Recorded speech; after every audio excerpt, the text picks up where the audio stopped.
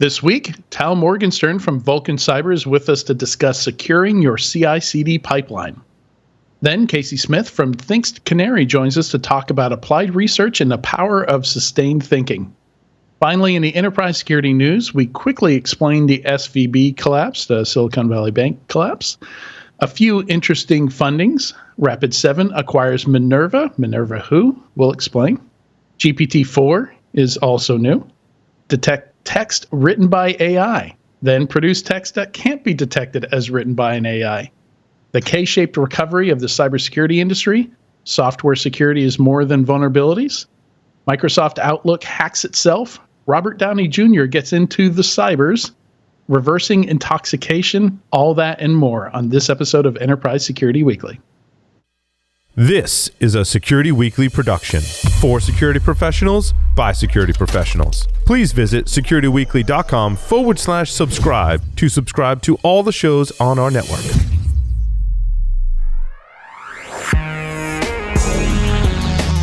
Broadcasting live from G-Unit Studios in Rhode Island, it's the show where we talk security vendors and aren't afraid to name names. It's Enterprise Security Weekly.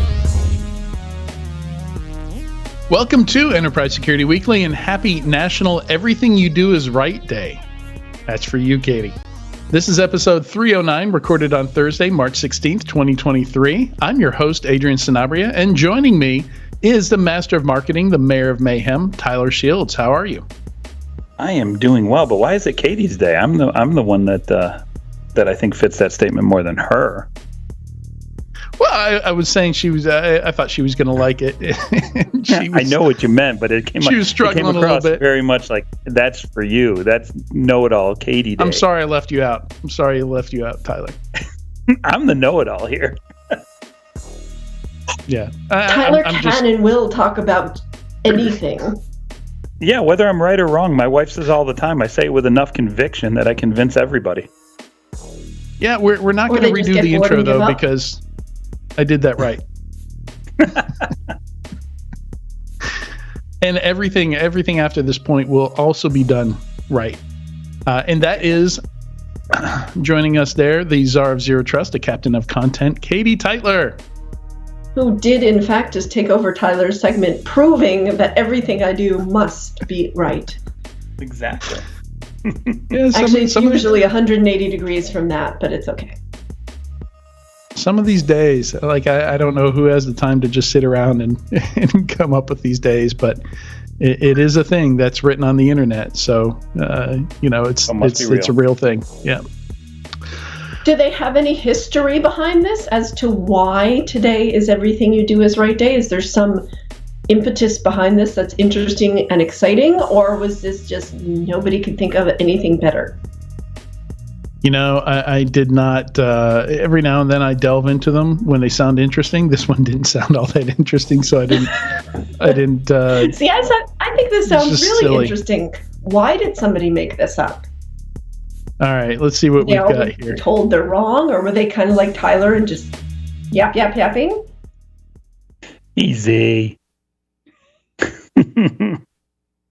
Nothing. National Day Calendar continues to research the origins of this right-minded kind of day.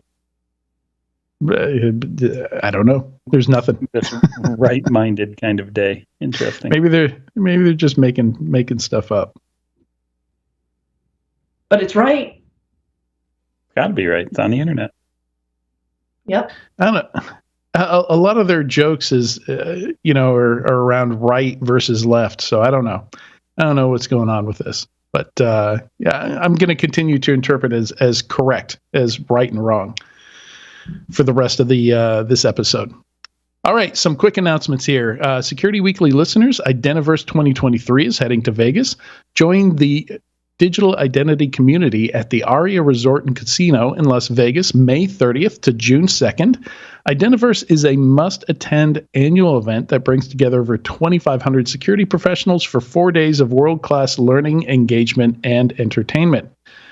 As a community member, you're able to receive 20% off your Identiverse 2023 tickets using code ISV23SW20. That's ISV23-SW20. Register today at securityweekly.com/Identiverse2023. And just in case the name doesn't make it clear, this is an identity-focused conference. So everything passwordless, IAM, all that good stuff. All right, and today's topic is how to secure your CI/CD pipeline by prioritizing cyber risk management. We're excited to have Tal Morgenstern, co-founder and chief product officer, I assume that's what the CPO is for, of Vulcan Cyber with us today. Welcome, Tal. Hi, happy to be here. And that is chief product officer, right? Yeah, I deal with product and company strategy. Okay, yeah. Definitely, it's exciting stuff. My first job in product is still fairly recent. I spent the last year as the head of product for an early stage startup and really enjoyed it. So might get into some product questions here eventually at some point in the interview. But CI/CD. Sorry, go ahead. No, go ahead. Yeah, CI/CD pipeline. So we use this term all the time. We hear it all the time. We know this is a whole category. There's been the shift left push and things like that over the last couple of years. But rarely do I hear anybody kind of slow down and explain what a CI/CD pipeline is. What's the CI? What's the CD? What components go into it? What are the different processes there? So maybe we could start there and just kind of outline what we're talking about when we talk about securing a CI/CD pipeline. Yeah, sure.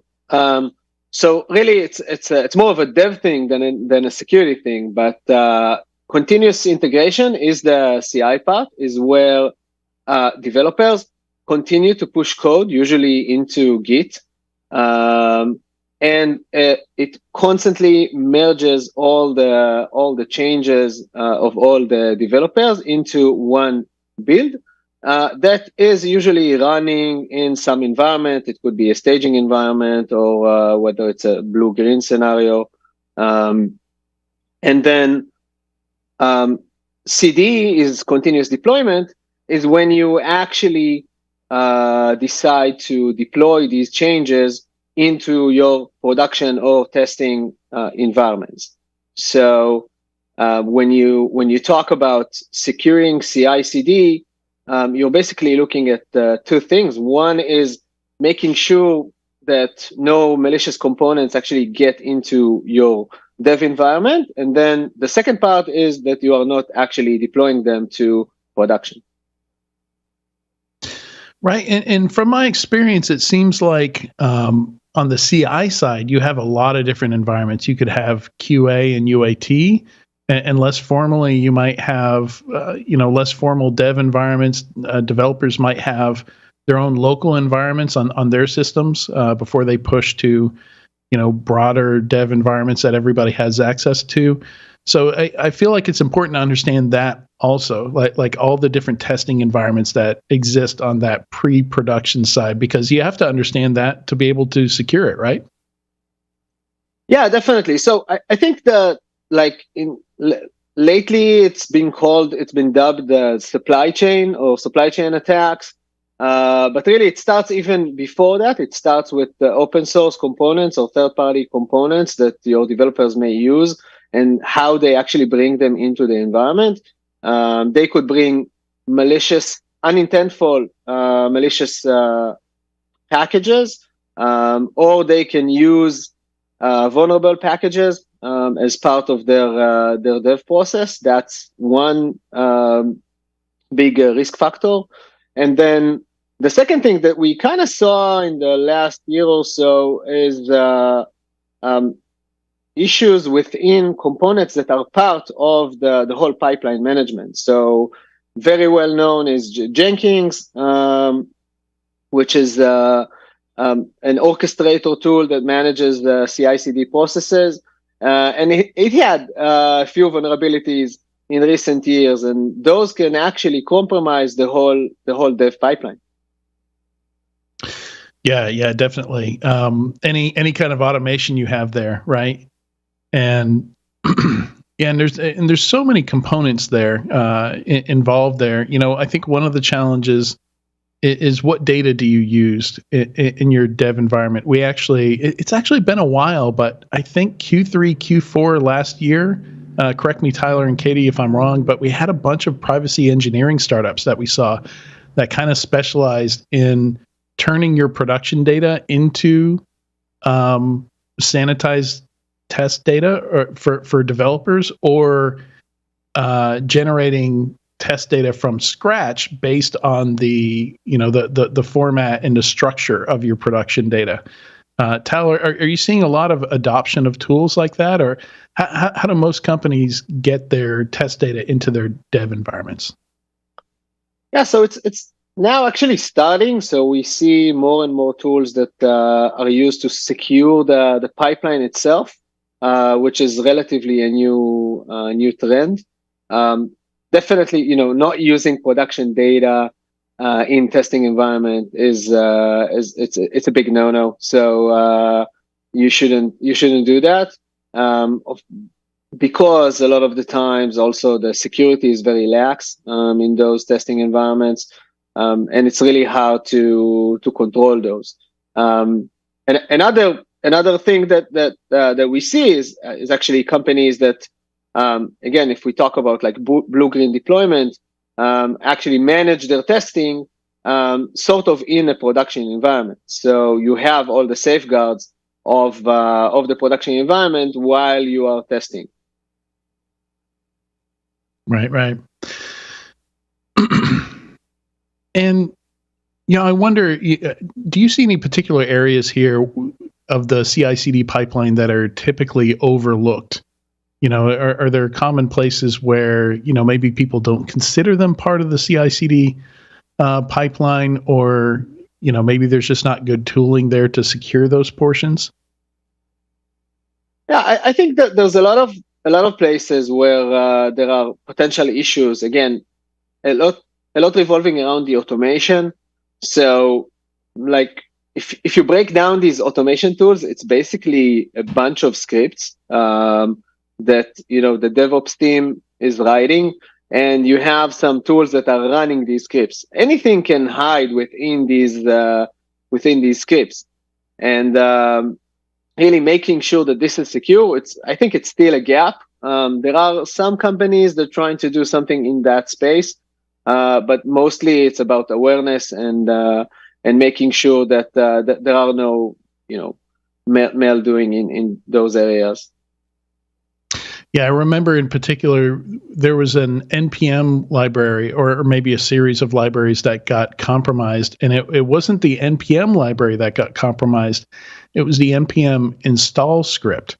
So depending on how you grabbed your NPM libraries, you might not have been affected if you didn't run that install script. If you're just grabbing the NPM binary itself. So I thought that was interesting, because I didn't even realize NPM install scripts were a thing until that vulnerability occurred, that incident. Yeah, that's an issue. Last year there were cases where someone injected malicious code into very popular open source projects, and it took a while until someone actually noticed that. There are numerous fake projects where people just basically do kind of a phishing thing where they create malicious projects and upload them to GitHub and try to get you to actually download those and use those components as they are the original ones. Right, like typo squatting, right? Yeah, typo squatting, exactly. Mm-hmm. Mm-hmm. Yeah. So it used to be SSL certificates, and now it's open source components, but it's the same deal. Yeah, so kind of like with SolarWinds, like how do we defend against that kind of thing? How do we detect something riding on the back of a common component that we would just automatically pull into a container or something like that? It's just part of like an Ansible or a Jenkins script. Yeah, so it starts by downloading from trusted sources, and then verifying and running security tools against those. Again, just to check for vulnerabilities. So running and downloading from trusted sources should help you avoid the typo squatting and not random. So managing a local repository that you trust and you download all the open source to there should help. And then a vulnerability scanner to check for vulnerabilities in these cases. And finally, code signing. That's used to be a big deal. Now it's kind of coming back again to making sure that there are the components are signed, and then signing your own code to make sure that nobody is actually replacing that. Is also a big part of that, making sure that the integrity of the whole chain. Right. And then, I think there have been a few interesting incidents, one with LastPass and then another one with Circle CI, where engineers' systems are getting compromised. And then from these engineers' systems, they're able to get to, potentially to production data and customer data. And I wonder if your thoughts on that, like, is that a failure to compartmentalize what devs have access to? Because I know in a lot of cases you do see developers, like certain members of the DevOps teams, do need access to production, right? Yeah, I think a lot of time for security teams, there's so many things to handle. I was in that seat a while ago, so you always keep the developer for last. Like you want to deal with the places where you have all the data, and then you have to deal with all your vulnerabilities or all your other issues and compliance and so on. And devs are always, because they need excessive permissions to do their work, it's very hard to try and limit them. They also kick and scream, and they're pretty good at also hacking some of the security tools, Yes. at least from my experience. So you try to enforce it, but then they remove it. They will remove the AV. They will circumvent any kind of defenses. So it's kind of a lost battle. When you look at the tools, it's not the dev's fault, but it is something that has been overlooked, I think, for a very long time, and it's now becoming a genuine attack vector. Definitely, yeah. Yeah, they definitely don't like to be slowed down, and especially with 2-week sprints, and we're going to cram as many items into those sprints as possible, right? But yeah, just in general, talking about just shifting kind of to more of a product question here and mindset.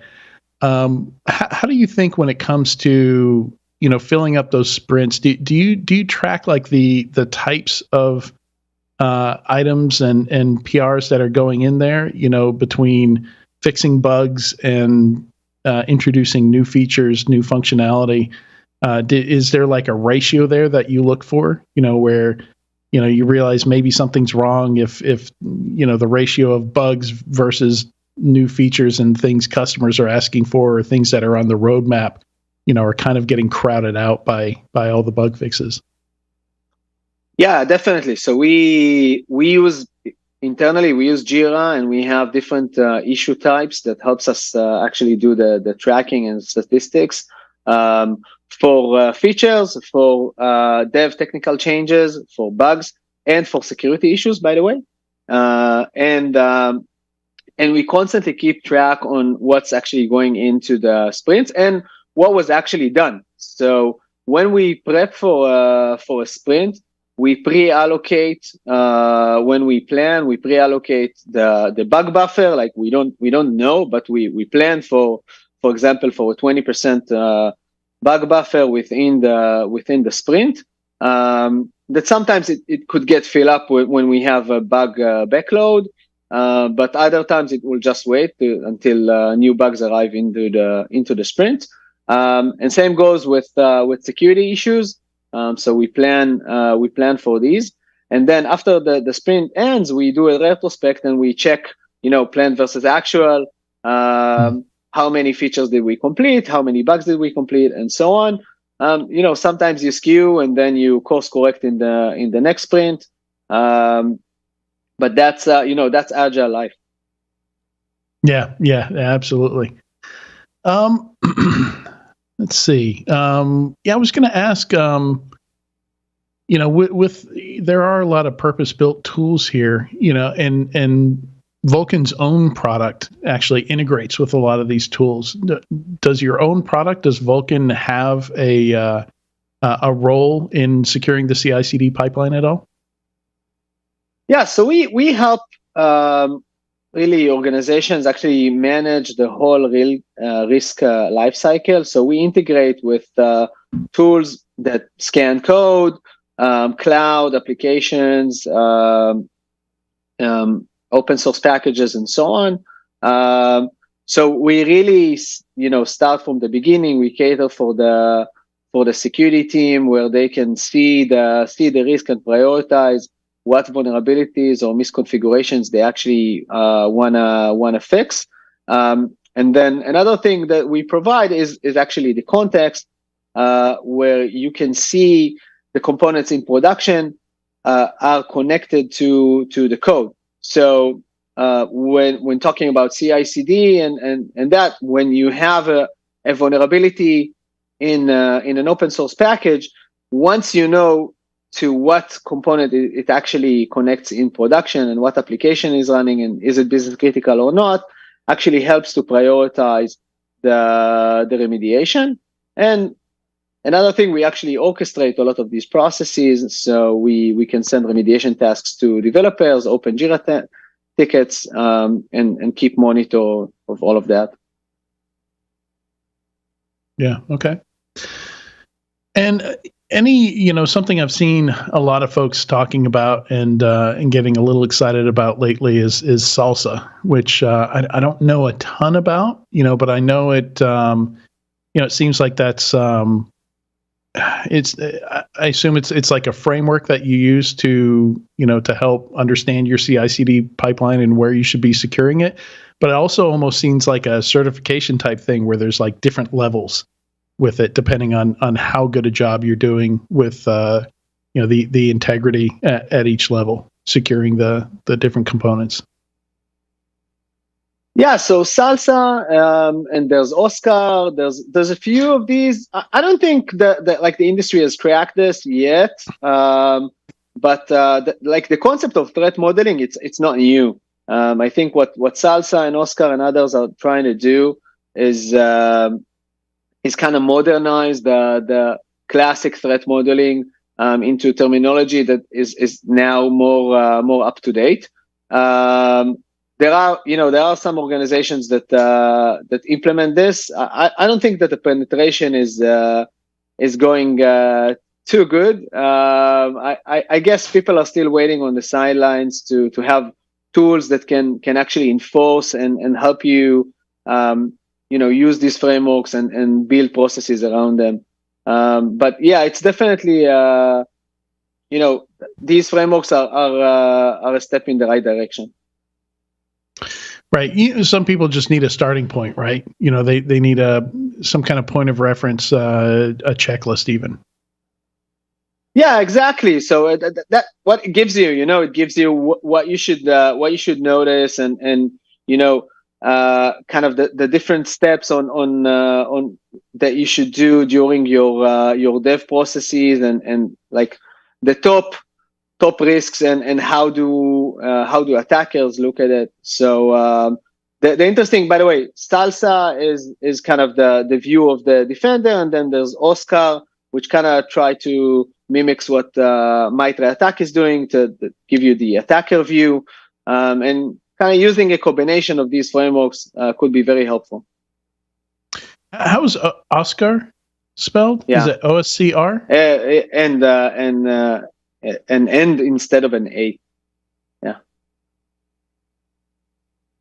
Okay.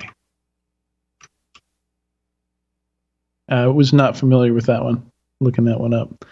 It's relatively new, but yeah. Mm-hmm. Okay. And then for those listening, Salsa is SLSA. Yeah. Yeah. It just sounds like salsa, but it doesn't not spelled like salsa. Yeah. All right. Let's see. What else have we not touched on here? Secrets management, I think, is a big one. That's another thing that I spent a lot of my time investigating postmortems, when we can find details, for an attack that's occurred. And still something you see fairly commonly are plain text credentials. And, everybody thinks of that in terms of, somebody had password.docx or password.xls sitting around somewhere, which still does happen. But in developer environments, it's more of a, like a db.properties or like a JDBC file or ODBC file, or, in the case of Uber's breach last year, I think it was a plain text password in a PowerShell script that was in like a net logon folder. So how do you avoid having secrets in plain text, in scripts and things like that? Like what's the strategy there for a dev environment? Because I imagine, there are secrets that you need for all kinds of things. Yeah, actually, it's really hard. There's a bunch of tools that help you actually manage your secrets, security tools, where you can store your secrets in encrypted format and then just kind of call them via API. Recently, I've seen more companies that trying to also use the same approach for privacy. So we talked before about kind of using maybe confidential data or private data inside testing and dev environment. So that could be useful there. But it is a big deal to actually manage secrets. Eventually, you have to work your dev environment like you work your production environment. In most production environments, you won't see passwords in plain text. They will be stored in a KMS, like an AWS KMS, for example, or HashiCorp Vault or whatever. So just deploying the same solutions in the dev environment is a viable solution. Yeah. So, I didn't expect you to answer all these questions so well and so quickly, so I'm starting to run out. Is there anything that we haven't deployment strategies? We haven't talked about deployment strategies. Oh, I feel I needed to be more to prep.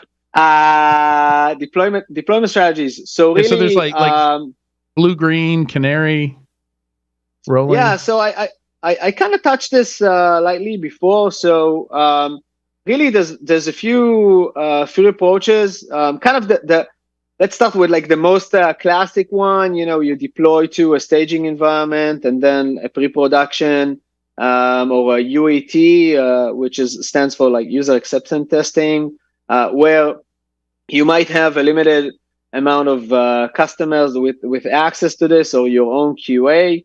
And once they approve, you can deploy to production. The second phase, Canary, as you mentioned, is where you use a similar strategy, but you deploy to a pre-configured set of customers, which is your kind of test group, if you will, and then you gradually add more and more users. Kind of the canary and the coal mine approach, which a lot of companies use this. And third one, the blue-green approach is you always have two production environments where you can deploy. You have all your customers working on your green environment, and then you deploy a new version to the blue environment, and little by little you start moving your customers to the blue environment until no one is on the green environment, and then you can upgrade the green environment. If comparing to old days, it's like a hot cluster, if you will, right, where you can shift and load balance the users. And like I made it sound very manual, but of course there are multitude of automation tools that will help you do that, from managing the deployment to actually managing the shift and the load balancing of users. To this, I would add one more important tool that we use very often, which is feature flags. So we constantly deploy to production. We have builds that we deploy. We do integration. We do CI, and we deploy to production daily, sometimes more than once a day. But it doesn't mean that as the user, your experience keeps on changing, because when we deploy new features, we actually hide them behind something that is called a feature flag, which controls the release of all new features. So the great benefit of this approach is that the developer is actually be able to push his code, and it goes through all the processes of vetting and automated testing and manual testing and so on. But there is no impact on customers until a business owner can decide that they want to expose this feature to a customer. So that could be a product manager or a customer success or even a sales person, where they can decide and say, oh yeah, I want this new feature, I want this new upgrade, or I want this change of functionality. And they go into a feature flag management system, and very easily, without touching the code, they can turn on a feature and the production environment actually changes. So this is a great tool. I love feature flags. I have a question for you, Tal. I'm going to raise it up just a touch from the technical depth that you and Adrian just got into, and ask a fundamental question about security in the SDLC in a traditional, a more traditional question. For the longest time, I've heard shift left, shift left, shift left. And where that ends up being is putting it into the build cycle and maybe giving our developers some capability of securing vulnerabilities within their own code in real time somehow. My first question is shift left real? Is it something we should continue to focus on? And second of all, is the dev, when we're thinking of applying application security and development security in the dev pipeline, does it make sense to do it at build time, or should we be finding a new spot potentially around, say, the Git model, where a lot of the new companies are starting to come into play, that gives us ability to extend beyond just source code? And I'll stop there so I don't pack too many questions in one. Yeah, so I recently heard someone refer to this as the shit left. So hope profanity is allowed here. But really, totally as you mentioned, okay, so you can beep it later. But really, it's I think we moved too much to the left.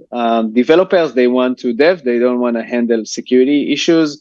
And I think it's our duty as security professionals and vendors to find ways to make it easy for them. And the key is automation. We want to do this as automated as possible. So in a rainbow scenario, if we can constantly update the packages to avoid new vulnerabilities and run automated testing and give feedback to the developer, hey, listen, your package has been updated, and we might have this and that issue. Please, go and test this. That's kind of the holy grail. And by the way, a nice example of this is SaaS services. So and PaaS services. So we use Amazon, for example. So on AWS, if you use the managed database, once in a while you get alerts saying, hey, by the way, there is a new version because there is a vulnerability or a functionality upgrade to the database. We're upgrading your database version in 2 days. This is what's going to happen. Face the music. That's it. And we're not there yet when talking about organizations developing their own homebrew code. There's a lot of constraints. But I think that's the only way to actually solve it. Developers, they don't want to handle security. Totally agree. Understand where you're coming from, but does it make sense? Because I agree with you. Like, developers just want to code. They just want to fix the bugs, write new fresh code, create new features. And I get why shift left that far doesn't seem to work. But does it make sense to shift left some of our application security controls into the Git repository as the kind of the de facto spot where I guess all choke point can occur? And I'm taking a long way of getting to the fact that the original first half of this conversation was securing the CI/CD pipeline itself, not necessarily the SDLC or the application code. And why can't we also do infrastructure as code, do Terraform, do policy as code, do security as code into Git and make all of those languages, so to speak, accessible and securable and reviewable within the Git kind of functionality? It just feels like it's the right spot to me. Oh yeah, I definitely agree. I think that we're starting to see, tools that are able to open, pull requests, merge requests into Git with kind of, fixed suggestions. I hate the whole AI hype and so on, but eventually you need something that is able to understand the code and then find the vulnerabilities and then suggest the proper fix. And if we can have security tools that are actually pushing pull requests into Git, and these are actually reviewed as any other developer. Sorry, bless you. It's probably true. Allergic to this shift left conversation. So really, if we can have tools that are actually opening and creating pull requests, and then they are reviewed as part of the pipeline, going through the QA cycle, why does it matter if it's an automated machine or a developer that is actually pushing for this change? I think that the problem with this nowadays is that most testing frameworks are not mature enough. So no VP R&D would actually trust the whole automated testing process. And secondly, the production environments are not stable enough. So if more companies employ tools like Chaos Monkey and things like that, where you're sure about your redundancy and your ability and your resilience in the production, you'll have more leeway in doing these automations. Yeah, that's go ahead, Katie. Sorry. I was just going to ask a quick question. I mean, this is sort of an age-old question when it comes to developers and security, and we've been talking about securing the CI/CD pipeline. We know that a lot of developers don't care about security in the same way security people do. So what are some tactics or some strategies that you've seen work to get developers either more excited or at least more accepting of this process and some of these tools? So give them drones and iPads. No, I'm joking. That actually doesn't work. Amazingly, by the way, it doesn't work. So I used to do professional services, and we were talking a lot about how to get awareness into developers, and we used to do these lectures, and if you participate, you get the prize and anything.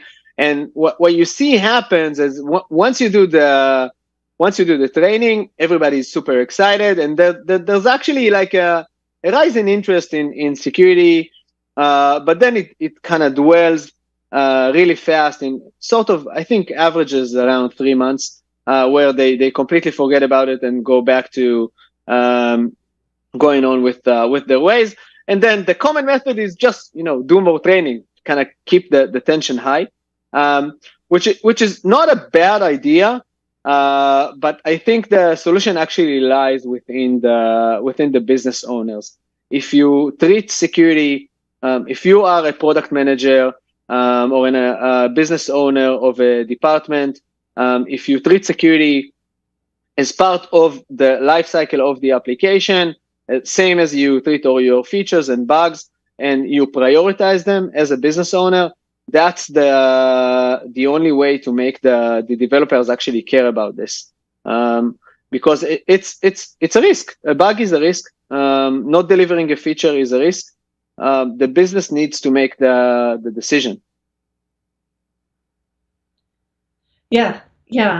Are there any sort of things you have seen not work other than the take this tool and shove it down their throat approach? Because obviously, we've been talking about DevSecOps or, DevSecOps in quotes for a really long time.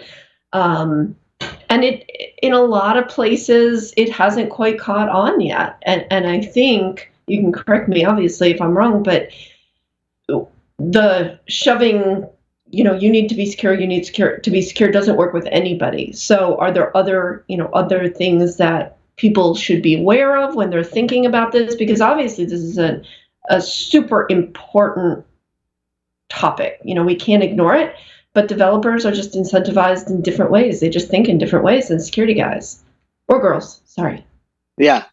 I agree. I think it's like we're super generalizing developers. So there's a lot of flavors and types of developers. Same as you have front end and back end. Some people are more with a tendency to like the front end. Others like the back end. Other developers like working with databases.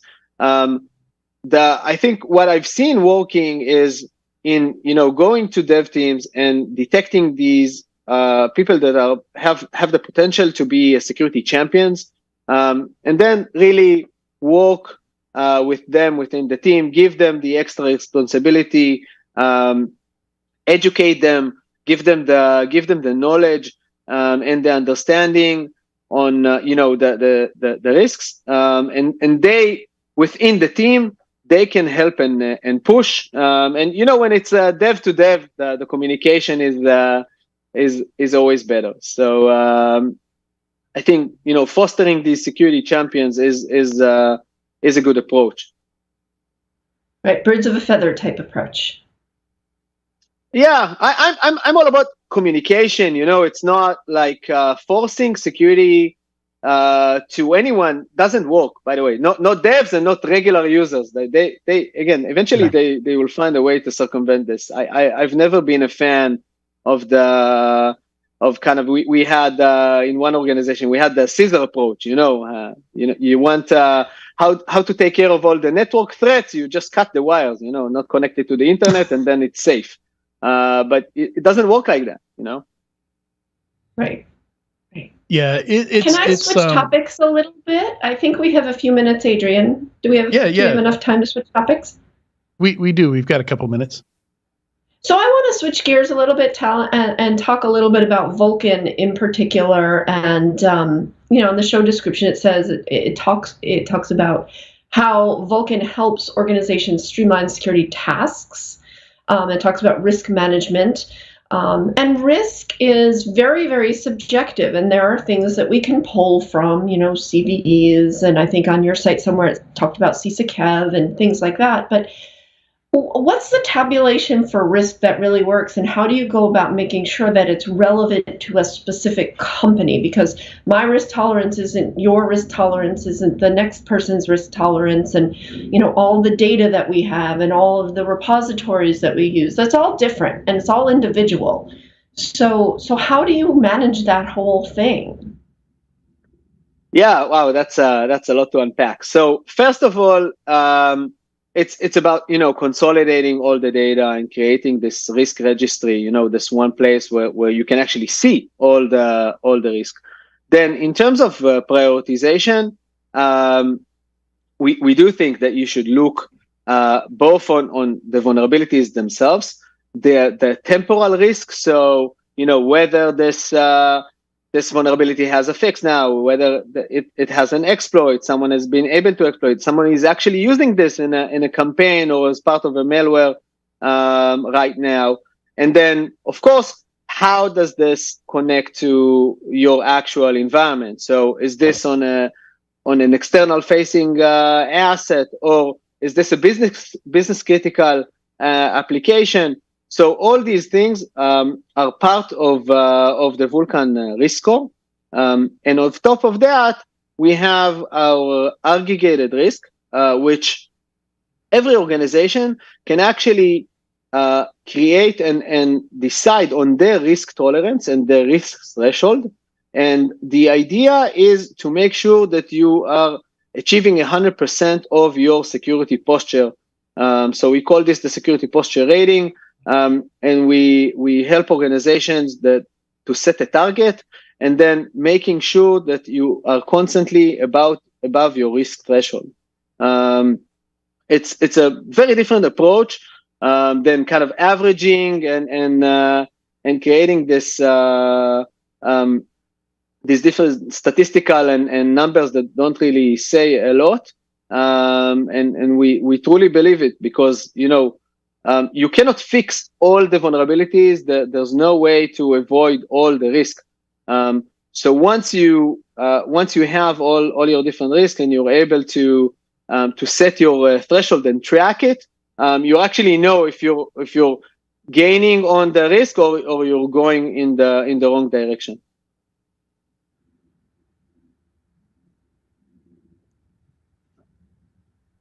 Great. I'm muted? Yeah, no, I'm muted. Adrian's muted. Okay. There was an awkward silence there.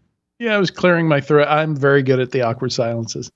But Tal, I think that was a perfect point to end today's discussion on. Thanks so much for this discussion. I feel like we hit so many good points talking about CI/CD security and ending on risk management there, talking about some different incidents and breaches that we've seen. This has all been great. Thank you.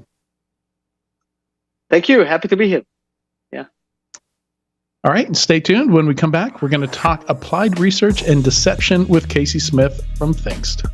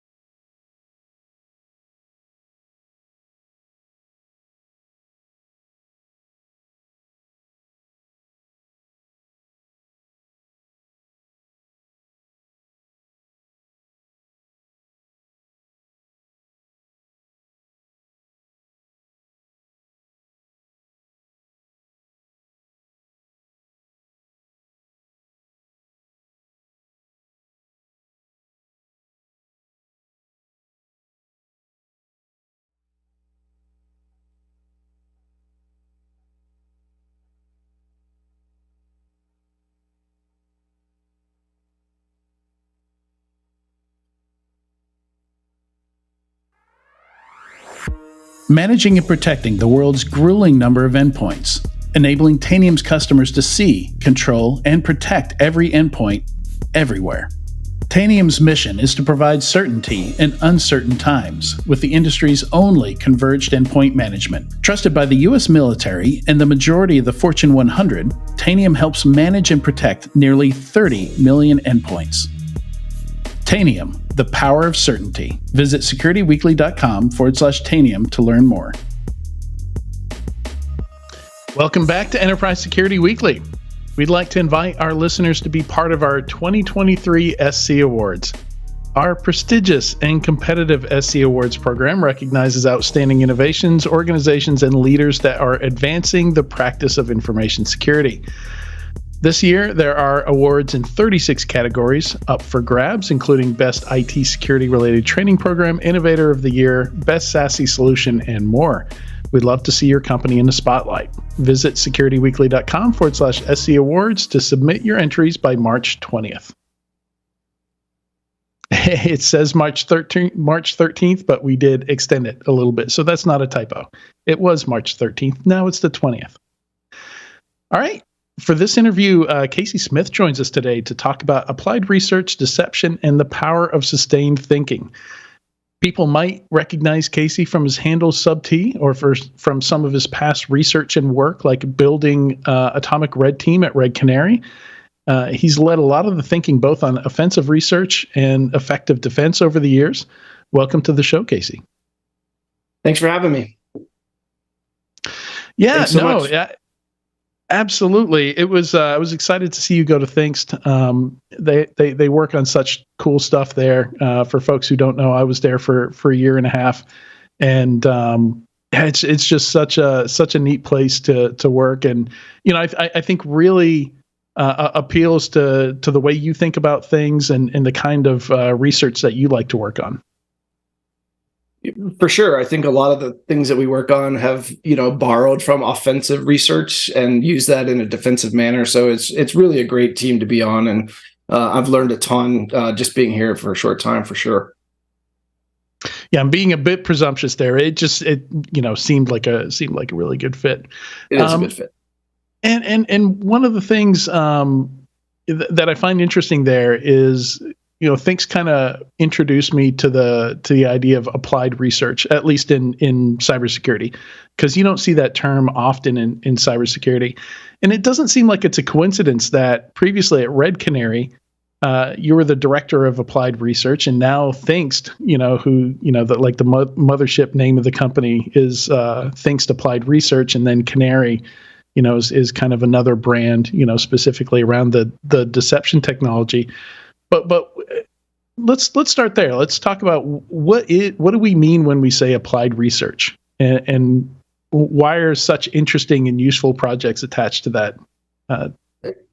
To it. Yeah, it's a great question. When I think about applied research, I sort of think of it like medical research. So there's theoretical research and people trying to solve problems or equations, but I think of applied research as trying to find solutions that help people now and are pragmatic, and they may not be perfect, but they work. And, so when you think about cybersecurity and all the challenges we face in defense, applied research might be trying to find ways to enumerate assets better or block a particular technique. But when I think of applied research and I look at other domains where they use that terminology, I really do think it's not just science for the sake of science, but really how do we think about a problem and provide practical solutions that work and are tested and we can iterate and improve. So I really look, my favorite domain to draw from is medical, right? So you find people solving practical problems, whether it's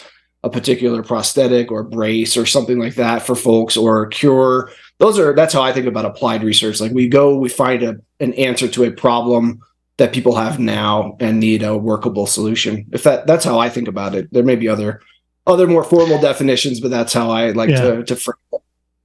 No, I think that's perfect, because another term you hear a lot in the medical field is efficacy, which I feel like we don't hear as often enough in cybersecurity. And I've just found it fascinating to me, because I've done a lot of I'm a big gadget nerd. I like to get hands-on with products, consumer products, enterprise security products, open source, everything. And just the impression I've been given over the years is that a lot of this enterprise security stuff, like we'll see companies get acquired with less than 15 customers, like very little polish on the product, like the product barely works. In some cases, I've run into products that don't work, and it's not clear that they don't work because a lot of areas of security are very kind of unless you've written tests, you wouldn't know if the product's working or not. No, that's a really good, and it's a really big challenge. Like, there's not a lot of people that can tell you whether the product is working as stated. And that was, when we built Atomic Red Team, that was to help folks test EDR, because you have folks would buy that product and then they would download malware and they would say, well, it didn't detect it, but that's really not what the EDR was for. So we had to think of ways to test behavior, and we drew on MITRE ATT&CK. But you're so right, because it takes a special domain to even know if the product's working. Like you'll know if your car is not working, your brakes or air conditioning and those type of things, but it's not clear. You won't know if your product is working or not until you have an incident. And so that's not great. So you need to test and have attestation outside of the vendor that helps like when this thing is needed for an incident, whether it's like a smoke alarm or something, it's actually going to do the job. So efficacy is very important in terms of quality and utility. Like, does this product help us solve a problem that our company has or our industry has, or is it a theoretical problem, or is it a rare problem? I don't know if that makes sense, but yeah, efficacy is important. How do you know it's working? Yeah. In fact, Gus, I don't know if you have the graphic, but I grabbed a graphic from one of your slides there. You've got this. Did you see that graphic from from one of your presentations? And it's I forgot to mention it earlier, so the production team might not be ready with it, but yeah, I'm sure you remember that, which is really resonated with me, because when I started a company called Savage Security, and one of the products we built, we called a breach impact assessment, where we just would simulate a whole bunch of different attacks, that you're typically going to see, whether it's extortion, ransomware case, or whatever. They're going to have to do this. They're going to have to explore the network. They're going to have to grab credentials and pivot and things like that. And 100% of the time, the MSSPs that these companies are using, these are mostly like mid-size, like 1,000 to 2,000 employee companies, like just blind to everything, right? Yep. It was something we could automate. It's so true. Yeah. Yeah, and I think even if you back up from attacks, what I found. So my background was really, I had the fortune of working for First Bank in Colorado for years and sat between incident response and red team testing. So I would test things and then literally ask the person over the next cube, did you see that? Or did any alarms go off? So we had a really fast cycle. But even backing up from attacks, it's things like, which host had this IP address on this date, with DHCP, or just sort of fundamentals, like, could you trace this IP or domain hit from a proxy log back to an endpoint, back to a process. And so practicing those sort of fundamentals is really interesting, because we miss that. We want to go after the advanced attack sometimes, when in reality, trying to unroll something is your product streaming telemetry? Are you parsing it properly? Can you access it? Has it aged out? So really trying to keep that continual testing and continual, whether it's attack simulation or whether it's just basic incident response. And you can do those in like 2 and 3 hour chunks. You can design little tests and small micro things. Like, you don't have to do a full-blown 2-day ransomware tabletop. You could just say, we should be able to find a new thing plugged into our network within 4 hours, or whatever interval you say, and then go plug in a Raspberry Pi and see if you can find the MAC address and trace it through your logs, and just simple things like that. But yeah, always helpful to test, to prepare for that stuff, for sure.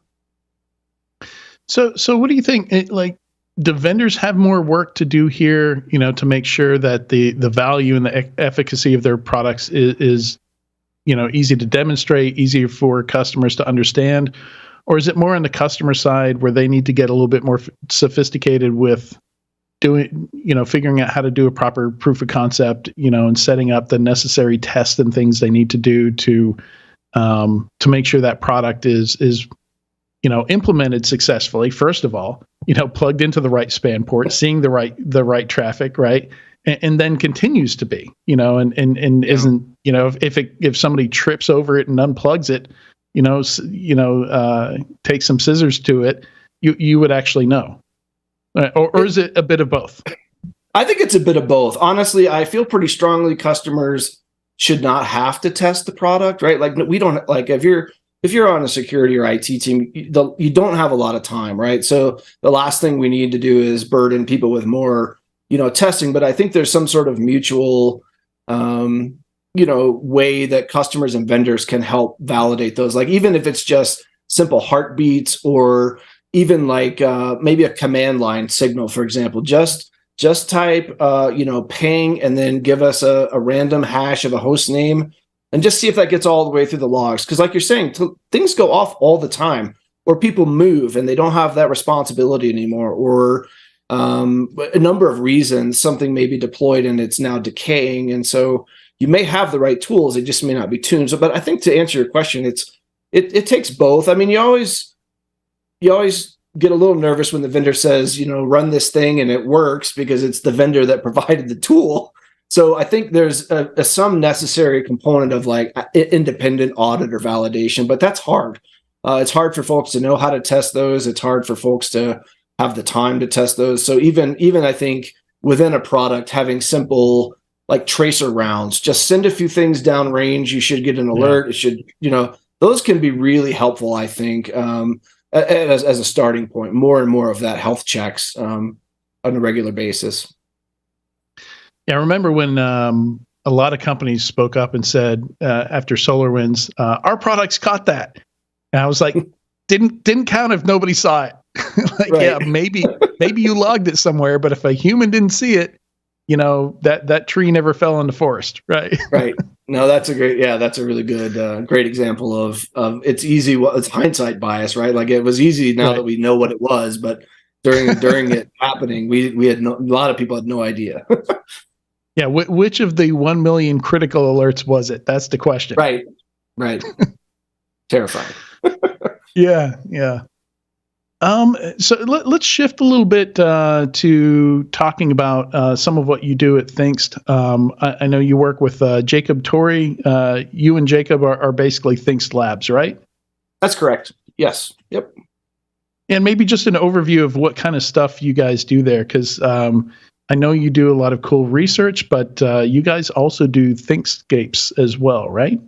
Correct. So Thinkscape, Jacob really brought that back, and Haroon, the team wanted to bring that back. So Thinkscape is our quarterly publication where we look at hundreds or thousands of papers, blogs, talks, and distill it down to, an interesting quarterly paper. And then we like to look at trends, or like Jacob likes to think about the momentum. Where are we seeing, this was the first talk on a thing, and then in the second quarter, we see 100 talks on a thing. So trying to see those trends that are expanding, looking at things we missed, maybe we should have focused on something and we didn't. But there's so much research, and Jacob does a really good job of distilling that down in a way that helps people get the gist. There's a lot of different publications that, summarize newsletters, those type of things. And this one is really our way of thinking about what's important. And it's a pretty wide range of things that we look at, not just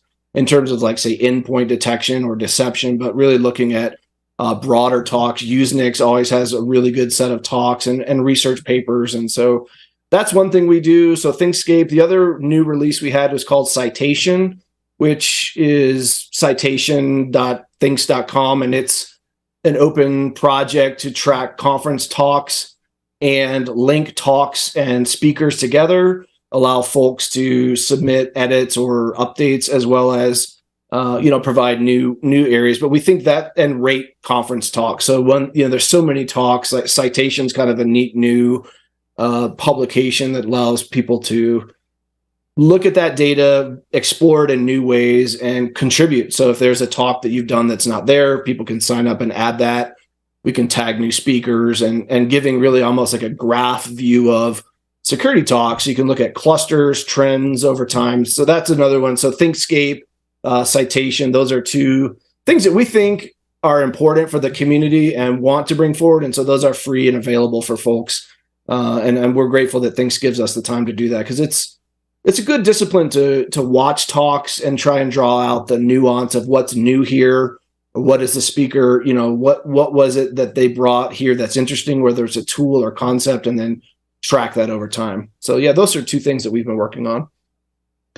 Yeah, I know there were for a talk me and Haroon did. I gathered some stats on talks, and there were over 2,000 conferences, not talks, conferences in 2019. And and we often talked about like how cool it would be if you could just kind of like distill down the cybersecurity zeitgeist, like what are the interesting insights that would come out of that data. And what I love here. Yeah, go ahead. Keep going. You've got almost 69,000 talks in Citation, but it says since 1969. So I'm trying to figure out how to find that. I'm not sure if there's a way I can search. I'll have to go back and look at that. We are looking for community to help us curate the data. So maybe that's some of the early talks. Most probably typed up on typewriter, but I'm not sure about the data on that one. Yeah, no, I mean, there absolutely could. I mean, it's got to be interesting, right? Like if the date there is correct.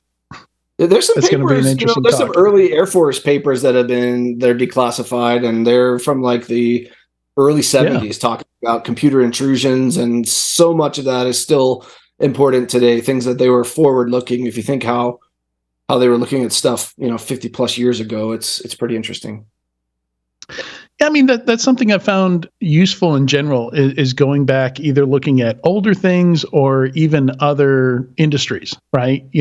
How did because surely engineering went through this process, or early days in programming, before cybersecurity existed, surely they went through some of these quality problems, some of these similar types of walls that we run up against. How did they solve them? And I find that to be interesting, so it's a great, I'm not doubting the data. Sure. You just piqued my interest.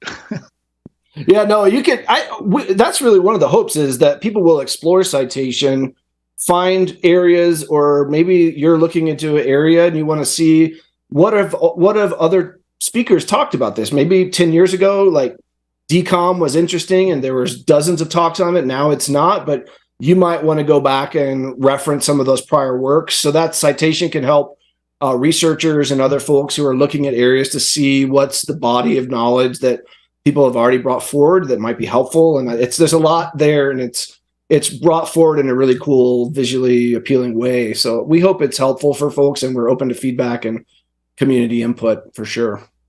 Awesome. Because there's a lot, like you said, even in that talk you did with Haroon, I think there was like 20 conferences on the same day, and there's a B-sides running almost every week somewhere. And, someone may have an answer or a tool. Yeah. So it's 19 on June 1st, 2019. Yeah. It's hard. It's a lot of information, and how do you find what's relevant to you and get to the pieces that you need? Because it may not be important to you today, but a talk that was given 3 years ago might be important next week. Like the earlier speaker was talking about CI/CD or something, so how do you find that, and how do you reference it and draw out what you need? So those are some of the aims of Thinkscape and Citation for sure. Well, even more for me, like every now and then I run across somebody and we're talking about things exactly the same way. Or, if either we're talking in person, I'm interviewing on the podcast, or I happen to see one of their talks, or sometimes other people will say, hey, like you should talk to so-and-so. They talk about this topic exactly the way you do. So like if that, Citation can bring out those moments of serendipity for people and connect to like-minded people, and they can maybe team up and do even cooler things together. I think it would be great for that as well. Oh, for sure. Yeah. And I think sometimes there's those landmark or historic talks that we've all seen or we watch multiple times. And so those can be great to reference. But yeah, hopefully that would be exciting, to see two researchers independently, say, working on a thing that come together over Citation and realize they can each brings a piece that could help them go farther for sure. I love it. Yeah.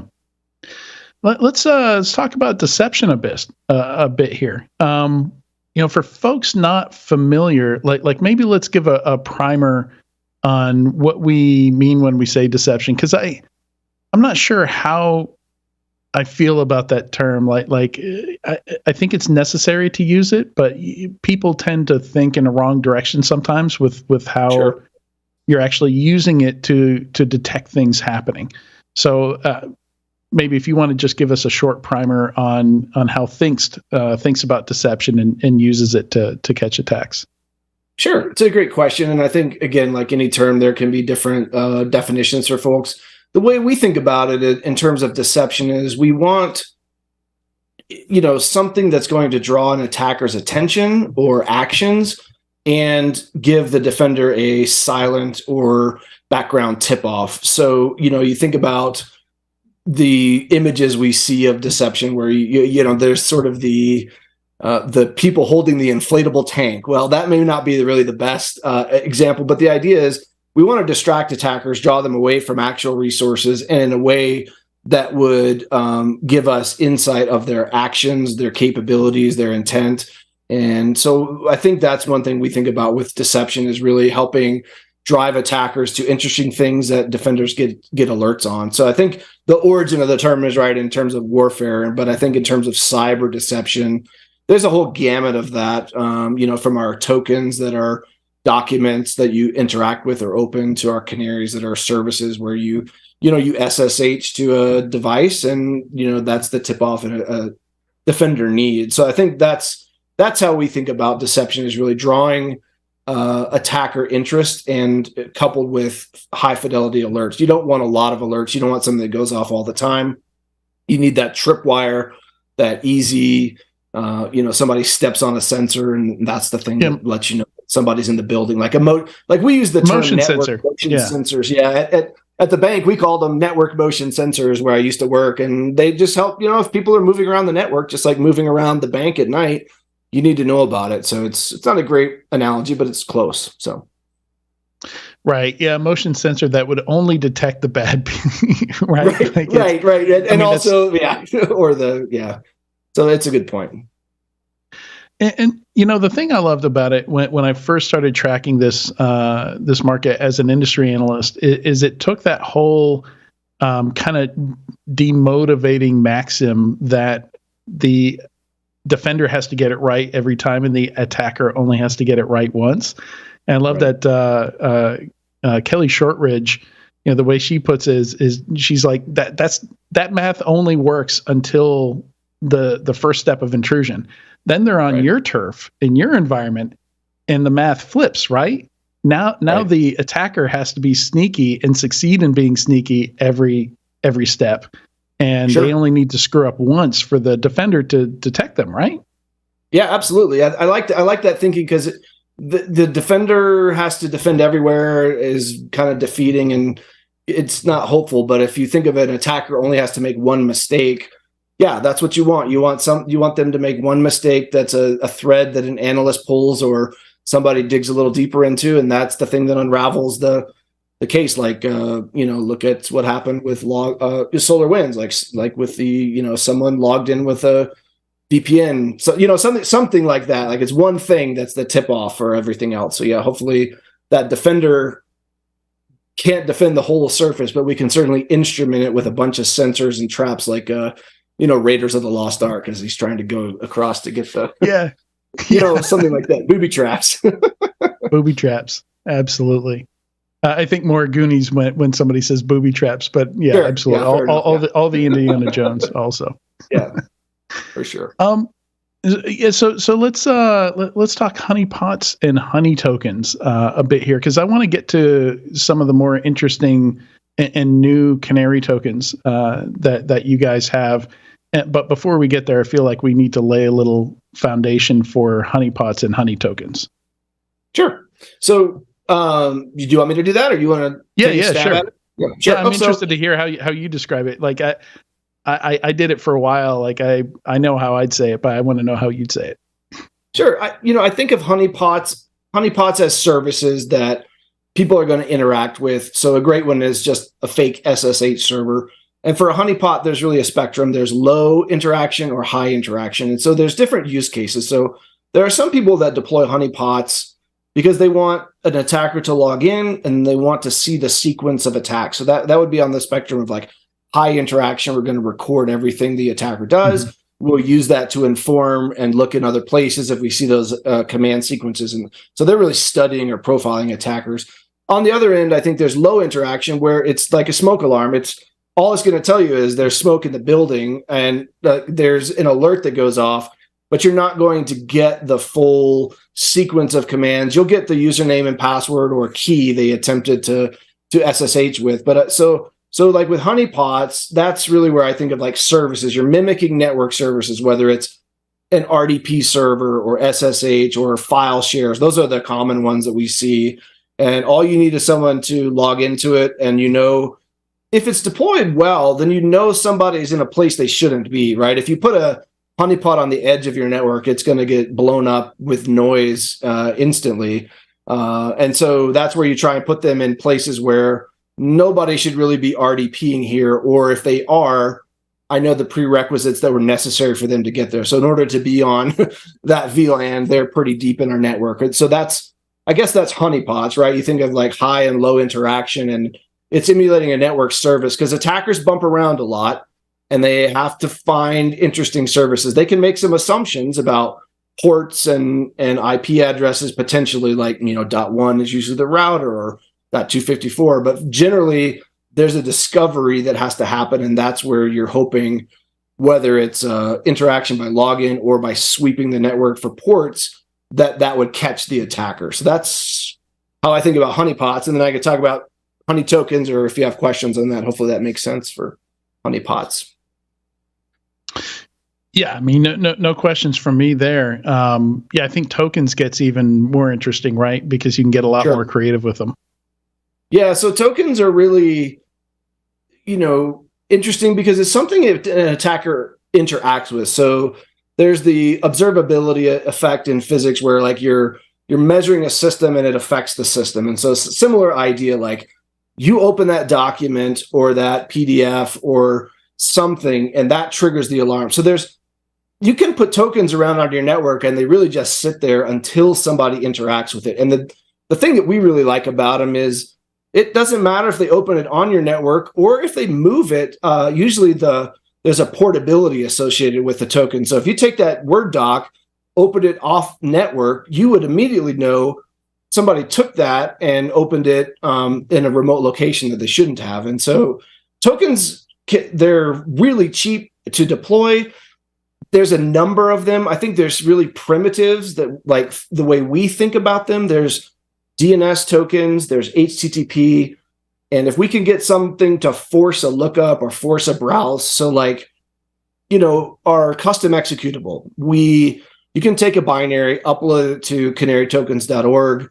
We'll sign that binary, and sort of deep in the properties of that binary, we've embedded in the signature, not the signature, rather the certificate properties, the certificate revocation is a URL. And so if they open it or look at properties of that binary or run it, you get that alert. So it's kind of a neat way to say, you got the alert, but the attacker didn't necessarily know they set it off. So there's tokens that are based on HTTP DNS lookups. There's tokens like QR codes. Scan it, you'll know that was only under someone's keyboard. No one should have scanned it. Or we've seen teams use QR codes inside of like routers, because a lot of routers have like a QR code for debug mode or documentation. So if that QR code's on the inside lid of a router, two things: that somebody had cracked that router open and they scanned that thing trying to get, debug passwords or something. So having those placement of those tokens like QR codes, I think the more interesting ones recently, very popular, have been our cloud identity and access tokens, so AWS and Azure. But I'll kind of pause there. I was kind of going over different kinds of tokens, but I think it's distinct from a honeypot, and you have to interact with it in a way. It's an artifact. So you have to open the document, you have to test that credential, you have to scan that QR code. So there's a bit of an action required. It could sit dormant for a long time, and if it goes off later, hopefully your memo field or notes would help you remember where you put it. So I'll pause there and see if that helps. That's how we think about tokens and honeypots, the differences. Yeah, I think the only thing there I would highlight even more is the idea that based on where you place them, that gives you coordinates. It's like these little breadcrumbs that give you an idea of not only that somebody is somewhere that they shouldn't be, but like you said, as long as you note when you create that token, you create a really good note as to where you're going to put that, and you only use it in one place. It gives you a very high level of precision as to where the attacker is or has to be to have encountered it. That's a really good point. And I think a lot of folks, when they create, say, a token, that memo field is so crucial, right? Because the last thing you want is a token that goes off and you got a memo that said, Adrian's token. Not helpful, right? So, but if you're specific, and we've got APIs and things that folks can use, and you can generate these things for free, but right, like, that token only existed on Adrian's laptop, that is the code development path, right? So now not only it's that laptop, but it was in that repo or that cloned repo or whatever, wherever it was, having coordinates. I like that phrase. It gives you, and then you start to work backwards. Now you know what was necessary for that person to have gained access to that location. And the first thing you'd have to do is curate it. Like, did Adrian move it somewhere? And, but once you get that nailed in, I think that's a great way to think about it. I think that's where your motion sensor analogy comes in helpful, because if you put motion sensors in a large office building, and then labeled them all the same, and it's 100,000 square foot office building, and you just get, motion sensor went off. Where? Right. And not the north end, the south end, like, floor 5, floor 2, that's a great way to think about it. Yeah. That great analogy for sure. Absolutely. But it's your analogy. I'm just, that's why I'm asking you to explain things, is because I'm learning better ways to, think about it and explain it myself. Yeah, we would never do that with, you would never label badge readers or door readers, door reader. You would know what door it was and what badge. And so that's the same thing with tokens, is you give them a label and you only put them in one place, and then you note to yourself, or you put a URL in like for example, when you create a token, you could put a URL to a threat report. So maybe this was a Velexity report on exchange attacks, and you put that reference, so when the IR team or SOC gets that alert, they're not trying to figure out the context for why did Casey put that on the exchange server. You could put the memo and say, I put that there because of this threat report on this date, it's in this folder, contact this person if to escalate. I mean, it's not that hard, but it's important, like fundamental for sure.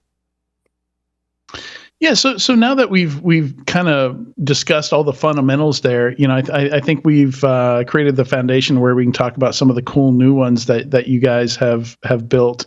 I think one of the first that I saw you blog about was the sensitive command token.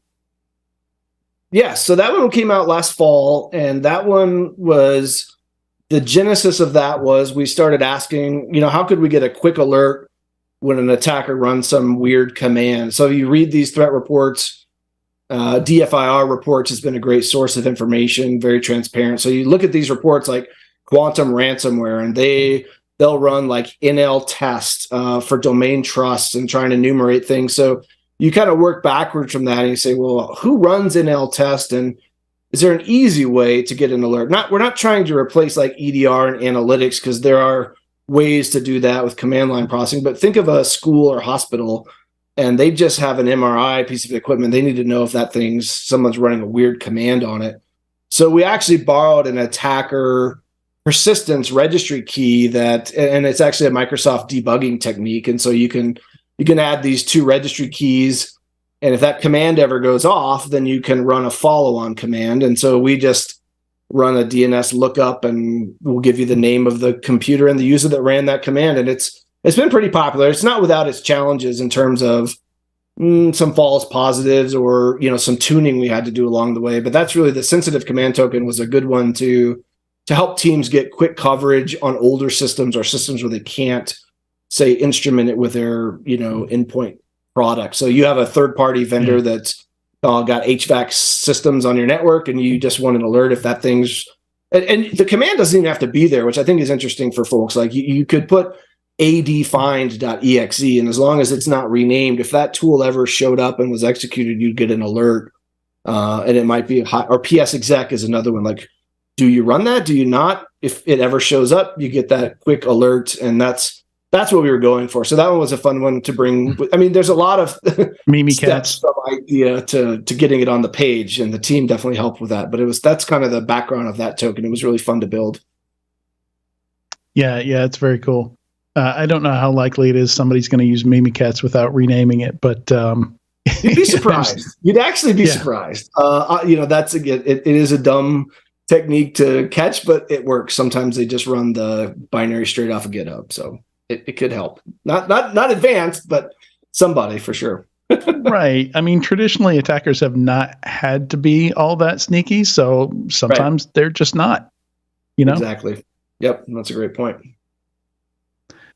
So yeah, that was a fun token to build. Yeah. Hopefully folks, tokens is an open source project, so people are always welcome to contribute and provide feedback and updates on that too, for those. And we've had several pull requests on different things, so it's very good to see the community contributing back as well. And you had another one that made me do a double take. Another your most recent, I think, token that you've released. If you want to talk about the credit card token a little bit. The credit card token is interesting. The credit card token was really Jacob's idea, and really Jacob fought to bring that one forward in a lot of ways. And he worked really hard with us to get some of the nuances. But what it is it's an Amex card. And really what's important when you generate that card is the number and the CVV and the expiration date. But other data like a name and things like that are really irrelevant. But what that card does is it allows you to get an alert if anybody ever tries to spend that card. So Jacob did a really cool demo at ShmooCon where someone tried to purchase a product, and on stage the alert comes in. So right now it's just Amex, and there's a few things we're working on in terms of rate limiting. So sometimes folks right now are not getting cards, but we're working through that. But we really I think Jacob really thought it was important to bring that forward, and the rest of the team as well, to say, hey, this can be done with these API calls, and there's a lot happening here that you can get an alert on that card. The card has no value, so it's just the fact that somebody attempted to use it is the tip-off that you need. So put that into somebody's desktop Excel spreadsheets, or put it in a place where people book travel for other employees. Mm-hmm. And if anybody ever accessed that file and tried that card, you would know. Probably don't tweet the card out. You probably get blocked for, posting your fake credit card. But I think it's been helpful. We've had a lot of good feedback. We're hoping for more, other card types and to work with other partners on that. But that was it's really neat. These virtual cards that are being created and the APIs, you can get quite a bit of telemetry. Like when you get that canary alert, you'll know the merchant that it was someone tried to use to spin that card. So, yeah. You get your hands on an imprinter, you could print out some. You could have some physical.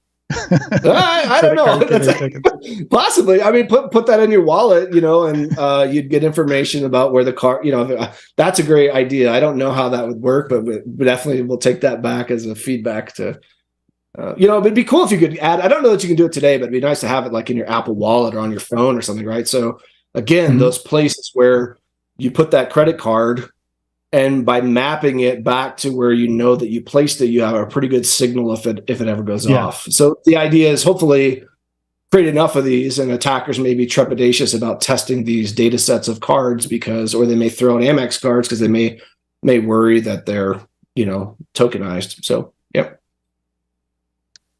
So that was a fun I think definitely a fun one. And I love as these get more and more creative, even in personal circumstances, like you just mentioned, like on put it on your phone, maybe in your password database, if you can physically put it in your wallet, opens up all kinds of opportunities.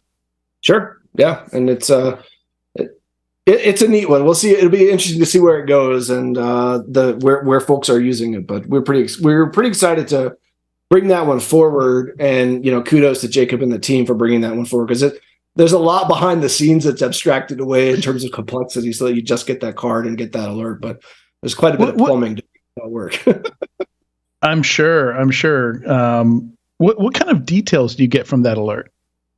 So you'll get the timestamp, you'll get the amount attempted, and you'll get the merchant. So, for example, you might see that someone tried to spend $300 at Roblox or something, or whatever it might be. I'm just using that as an example. But you would get kind of information. You get the merchant. Okay. So you don't get IP address and those type of things because that's not as relevant in this situation. You really want to know how much did they try and where did they try it. So, yep.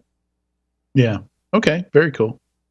Yeah. So before we wrap up here, I wanted to talk about some of the activities you've got coming up. Actually, one of them has already happened.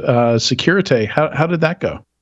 It was great. That was a conference in Dundee at the University of Abertay, and it's a student-run conference, and that was really neat.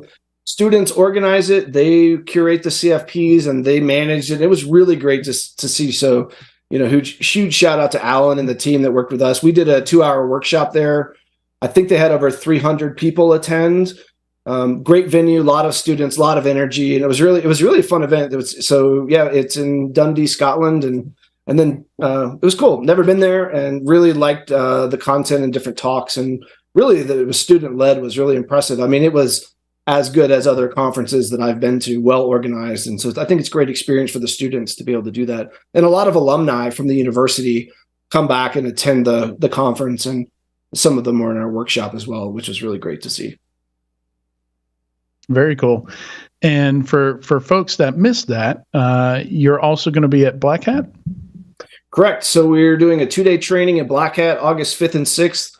We're calling it Deception Engineering, and we hope to give folks a chance to come play and hack on canaries. And so it's going to be taught by myself, Jacob, Haroon, and Marco. So the folks that built canaries and work with them every day. So you get to hear their feedback and insight. That's really, I hope, for folks a chance to see how they work. And, it's not like you get a canary certification. It's really just, hey, come see how they work. And also in a broader sense, how do we think about deception? So not just the product, but how do we think about strategies and techniques and placement and alerting? So it's a lot more than just, how to use canaries. It's really how to think about deception. So that should be on the Black Hat training site, be a 2-day class. I think we've got 24 seats. So hopefully folks will get a chance to come out and see us. And if not at the class, we'll see folks at Black Hat for sure. Should be fun. Awesome. And I think something we neglected to mention through here is that a lot of the stuff we've been talking about is free, that you can use for free, right? Canary tokens are free. Absolutely. And a lot of actually companies fork Canary tokens and run it in, say, a Docker container and run it on their own domain and their own maybe internal infrastructure. So all of that's free and open source, and Citation and Thinkscapes, those are all free products that we, give back to the community as well. So absolutely open to feedback on improving, and hopefully people find them useful. It's a lot of work that goes into those. So. Yeah. No, and that's why I was really happy to have you on. It's been a while since we've had anybody from Thinkst on one of the Security Weekly shows. So it was definitely overdue. But thanks for having me. This has been great. It was a great conversation. I really appreciate the chance to chat with folks, and look forward to seeing folks in person at events soon. Yeah, we definitely appreciate you coming on. All right, and we'll be right back in a few moments with the weekly enterprise news.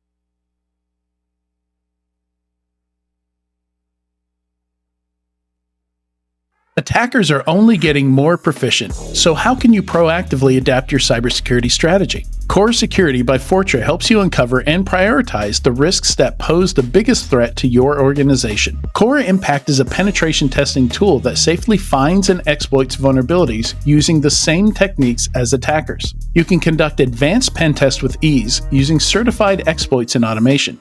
Take your engagements further by pairing with our red teaming tools from Cobalt Strike and Outflank.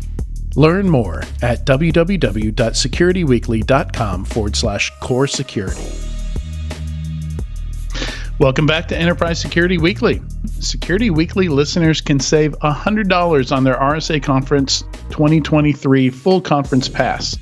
RSA Conference will take place April 24th through 27th in San Francisco and on demand. To register using our discount code, please visit securityweekly.com/RSAC2023 and use the code 53UCyber. That's 53, the letter U, Cyber. We hope to see you there. And now for the Enterprise Security Weekly news, and I will be there. I think Sam will be there. I'll be there. We'll have a few other people there. I think we're going to do maybe some live recordings and stuff. So probably more news on that as we get closer to it. You can check out securityweekly.com/ESW309 if you want to check out the news stories we're going to talk about today. As always, we might not get to all of them, but we are certainly going to focus on a few of these before Tyler has to run. And the first one has to be Silicon Valley Bank.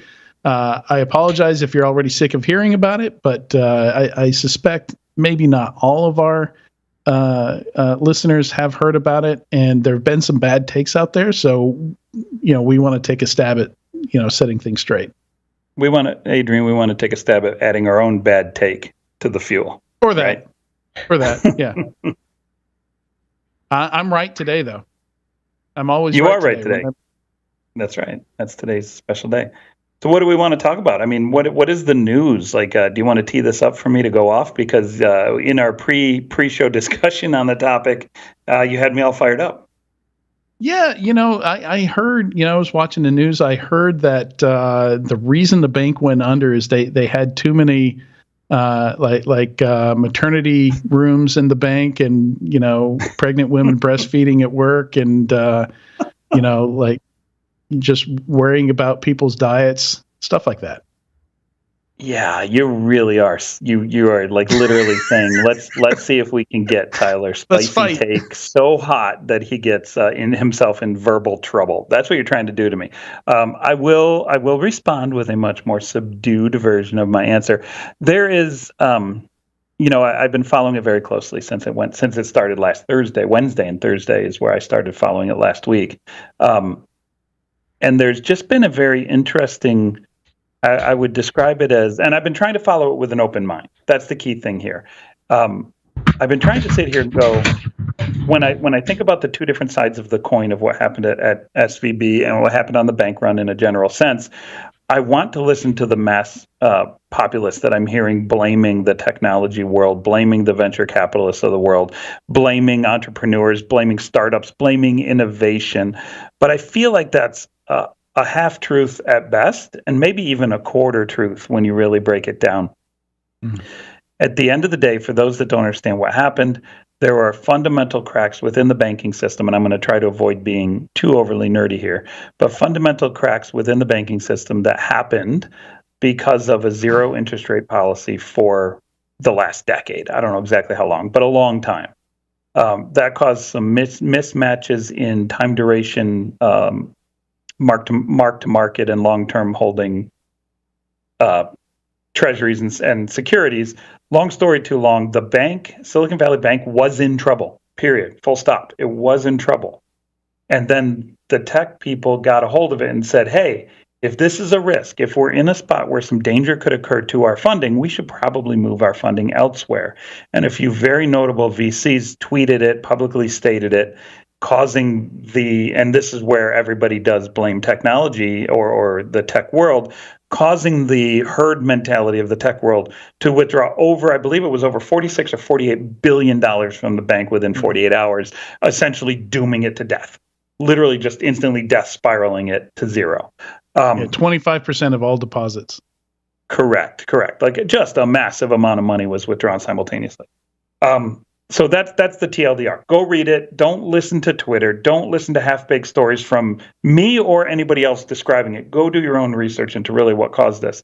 But what really irks me is the rhetoric I'm seeing across the internet that says that the tech bros caused this problem. They turned down one of their own. If the tech world didn't decide to make a run on SVB, everything would have been fine.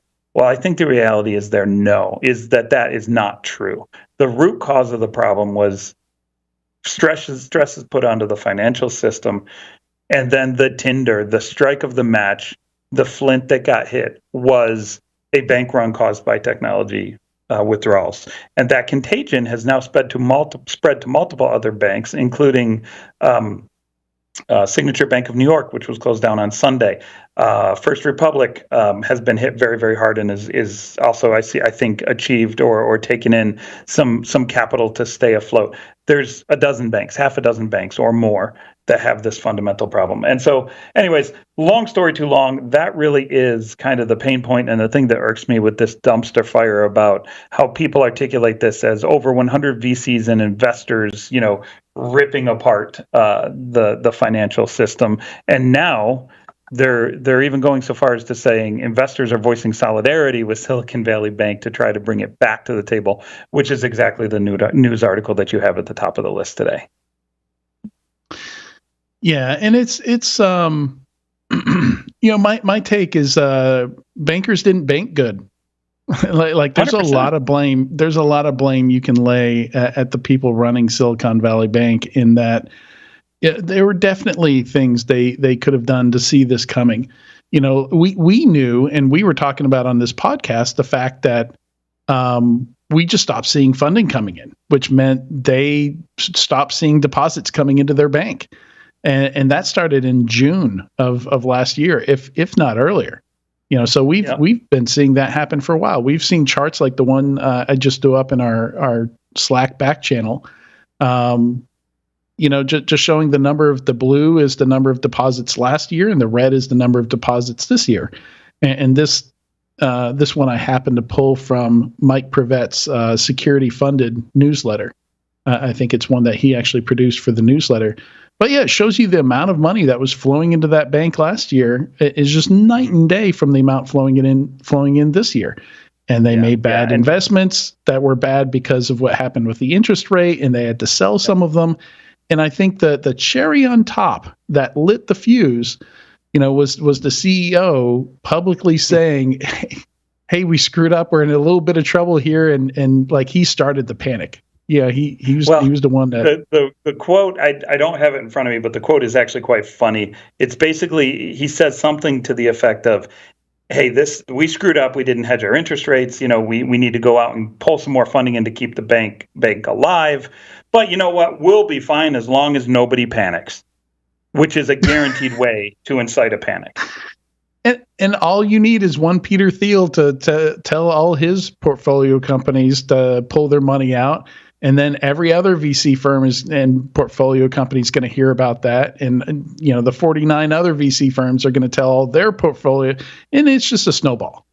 It's a traditional bank run. That's exactly what it is. Add to that the fact that, companies were burning down. They were not adding money to their bank accounts. They were burning down these bank accounts quickly, right? As burn was occurring, revenue was not coming in. Deposits went in week 8, I think, of 2023 versus 2022, went from 32 fundings in week 8 year over year down to 17 fundings that same week, right? I mean, it's just off a cliff. So when you have the timing of the securities problem, you have the banks deposits on hand just shrinking rapidly. And at the end of the day, how do banks make their money? Banks make their money by loaning out money that brings in money faster than money goes out, right? It's just kind of a math thing. And if you're not bringing in enough money and people are withdrawing capital, you're just in trouble. Like that's the opposite of how a bank makes money. That's how a bank becomes insolvent. And so fundamentally, there were just root cause problems that, the end of the day was that Spark was the bank run that was triggered by tech people. That's correct. And then that contagion spread to multiple other non-tech banks where people were scared. Hey, is this a mid-market bank problem? And it absolutely is. And so people started pulling out money from those banks as well. Well, and I think the incredible thing is all these people, like I would probably say more than half of the people at that bank are all in the same Slack groups together. They're already in the same WhatsApp groups and group text together. So I can't think of any other situation where word of that would have spread more quickly than it did in this case. Yeah, I understand, and I don't want to say it's a zero fault problem for the tech it's not community. their fault. I'm just saying it's just one of the things I've been explaining to other people is like there aren't a whole lot of other scenarios like this. Like it was a weird bank for many reasons. Yeah, I do think listen, if First Republic or Signature Bank of New York, who were in the same trouble, went and did that same announcement, I think we would have seen a bank run. Now, would it have been so drastic? Would it have been a massive contagion problem that affected banking across the entire United States? I don't know. It's tough to tell for sure, but I think you would have seen people pulling. Would have gotten freaked out. The stock would have tanked, and people would have started pulling their capital out of those banks. Mostly because people don't understand how insurance even works against their capital. But that it's just a lack of education. It's a lack of understanding, and then a herd mentality.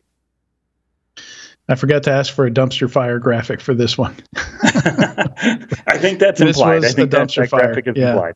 Yes. Yeah. Yeah. So we can let's there it is. There it is. Yes. Enjoy that. That was the dumpster fire of the week for sure.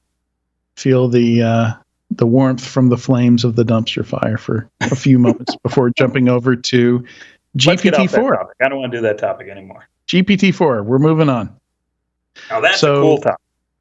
Have you played with it yet? Have you looked into it? Are you aware of all the new features and stuff? I've read a lot about it. I have not gotten in and tried prompting it directly. I was prompting the original. Well, I guess maybe I did actually. I don't know. I don't know if they cut just the regular Chat GPT interface over to 4.0 or not. But I'll tell you what, man, I've been doing a bunch of writing this week on a bunch of things, and this just solves the blank page problem so well. Like I just give it a couple bullets, say, give me something a lump of clay to mold in my writing here, and it just jumpstarts what you do so fast and so easily. I think it's absolutely amazing, and that's just 1/100th of what's really going to come from ChatGPT-4. ChatGPT-4, and I don't have the exact stats, but I know the within a couple percentage points, is 93rd percentile now in the SAT written, and 90th percentile in the SAT math, I think, and is in the 90th percentile against the bar exam. That's amazing. It is as smart as the smartest humans. I believe it scored 1460 on the SAT most recently. Yeah, there's a whole list of tests that they've run at it, and it's passing most of them, and a lot of them it's passing at a pretty high rate, which is pretty impressive. I mean, it used to be until within the last 6 months, we always just said, hey, did it pass the Turing test? And for those that don't know, the Turing test is, can you try to communicate with it and be fooled that it is a human or not? And up until recently, the answer was no, it doesn't pass the Turing test. It fails. I can always tell it's a computer. I can ask it a question. I go, oh, that's a computer. It's dumb. This not only passes the Turing test in the last 6 months, it has become so smart.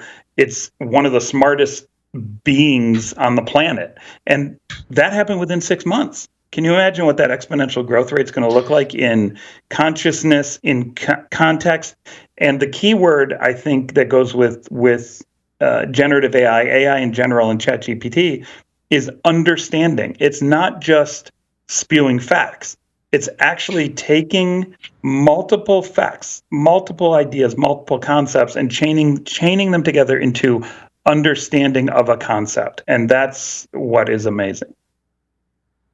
And it's going into products, and it's new products are being built around it, and all that's going to go into a series of articles that me and Tyler are going to write, debating on whether or not AI is going to be the big new platform. So I'm looking forward to finishing up those essays and getting those out, and seeing yours, Tyler. One thing that you left out that's interesting is it will take images as input now. So the example they actually used in the press release is they showed it an image of ingredients, just food ingredients, and said, what can I make with this? And it started listing out, you can bake a cake, you can make a frittata, you can make an omelet. It was like milk, eggs, flour, and, and something else, and butter. Well, and if you think about the impact of what that really means fundamentally, now you're talking about understanding in context to vision, right? So if we can connect these artificial intelligence systems now with vision, be it video or still vision, they can look at a scenario and go, hey, that dog doesn't have its collar on, it's going to run through the invisible fence. Like it can be that level of intelligent very, very quickly at the exponential growth rate that we're seeing, especially now that it can take in visual files and make contextual understanding around it. Audio files come next. If they don't do it already, they might. I don't remember, but this is the start of a sentient being. Oh boy, here we go. Ready or not. All right, and it is time for you, Tyler. Thank you so much for joining us today. We'll see you maybe next week. Let's shoot for it. Tentatively pencil me in. Thank you, guys. You guys have a great afternoon. All right, see you, Tyler. Thank you.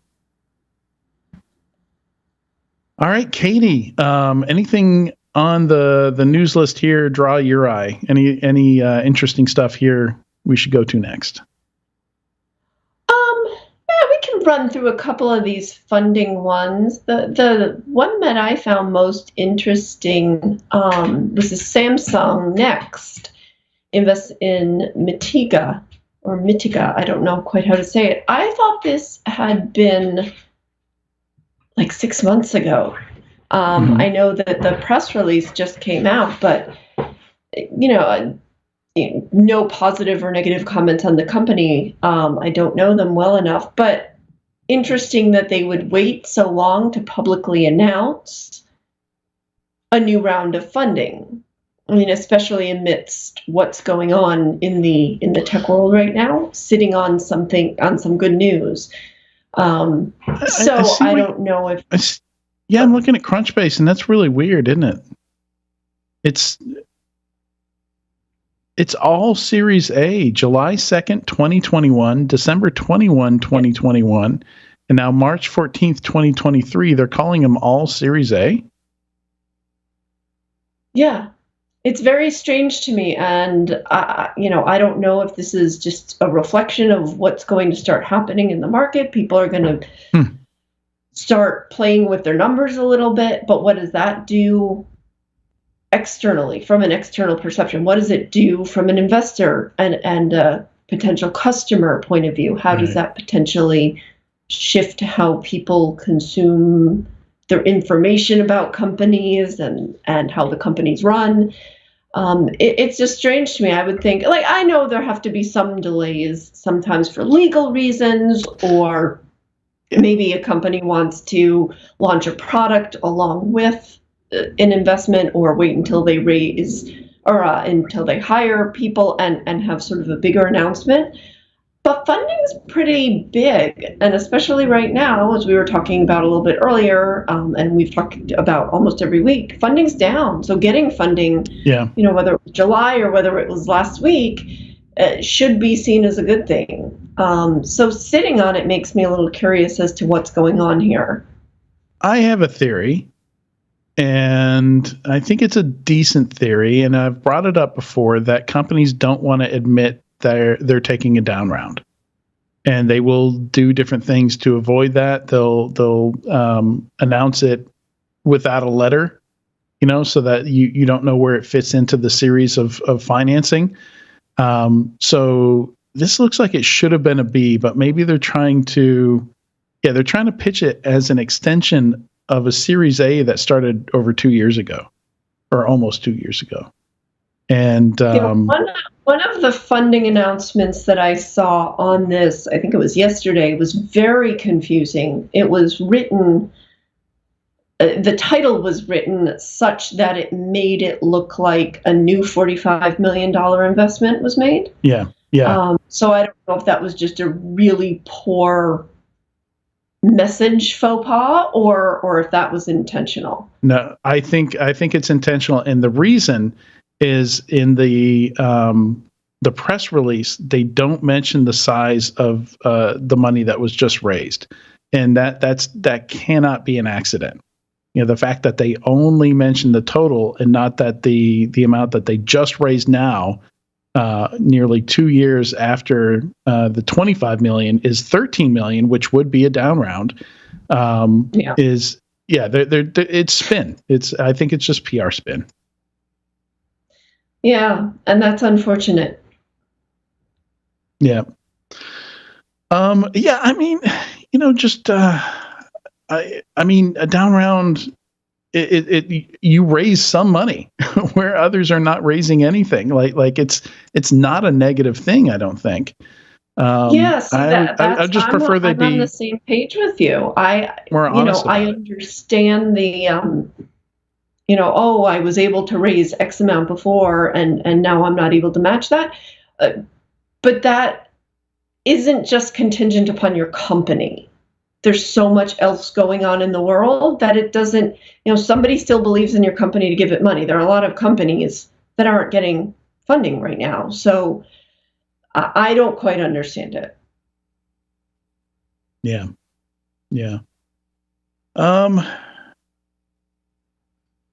I thought the K-shaped recovery article was very interesting. I know we're hopping around here a little bit. That's a little fun. Yeah, no, it's fine.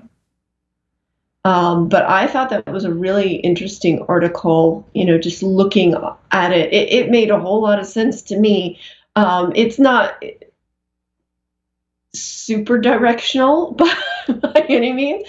I love the graphic where it says some parts of the economy recovering, some parts sinking. Yeah, well, of course, that's going to happen. But, in this, it talks a little bit about the types of companies who might be likely to recover more quickly. It talks a little bit about, some of the things companies can do to safeguard themselves. And then it posits on what's going to happen with tech spending. Price hikes, the falling out of small and medium businesses at the bottom. Some of those will be wiped away. And looking at some of these smaller startups and what could happen. And I think some of that is tied to the SVB type bank issues I don't think this is going to be the end of it. I think deregulation helped this. I think a little bit of greed helped this. I think it was just a number of things. You can't pin it on this person, this company, this sector, this law caused SVB and others. I think it's a systemic problem, and I do think we're going to see some of the smaller security startups that looked really, really promising just fall out the bottom. Yeah, the toughest thing I think for security, I think security spending in general is either flat or even still going up on the enterprise side. But it's just a natural necessity in security to create new categories. And if you don't already have budget allocated for that category, it's going to be a hard sell. And especially if it's in addition to and it's not replacing anything. So that's always been a tough thing for security to break into, not only break into a market, they've got to do what every other startup has to do. They have to create a new category. They have to explain what acronyms and buzzwords mean, before they can sell their product. They've got to, convince buyers that it's worth it to buy their product in addition to all the other stuff. We saw that for a while with Next Gen AV. I think the only reason next-gen AV companies like Cylance and CrowdStrike and SentinelOne were so successful there is because the problem was actively painful. Like people were just getting creamed by malware left and right. It was very disruptive for the businesses. So they were willing to pay for traditional endpoint protection and next-gen AV until next-gen AV had time to build all those other pieces they needed to replace the incumbents like Symantec and McAfee and all them. Yeah, and I think in security we've been saying, we're sort of insulated from this because maybe the economy is getting tighter, but cybersecurity is becoming more mainstream and it's becoming more of a business risk, not just a security risk. And people are really understanding that a cyber incident can impact the entire company from production to sales to so many things. But I think this time we're going to see a little bit of a shoring up of the companies in the space. I know it's already happening that enterprises are having to justify their spend a lot more and do a lot more accounting for what tools they have and what tools are unnecessary, because a few years back there was a little bit of a boon on buying. And I did see yesterday a survey of executives. It was one of the analyst firms, and it was the executive level saying, yeah, security budgets are going up, but who do you think is answering those surveys? It's not the smaller companies. Yeah. And I think we're going to see a lot of problem with both enterprise or end users, where the smaller companies can't justify. And I think for the enterprises, even though their budgets might be going up, they're going to have to justify it a lot more. They're going to have to get rid of duplicates. They're going to have to get rid of shelfware. They're going to have to be more accurate.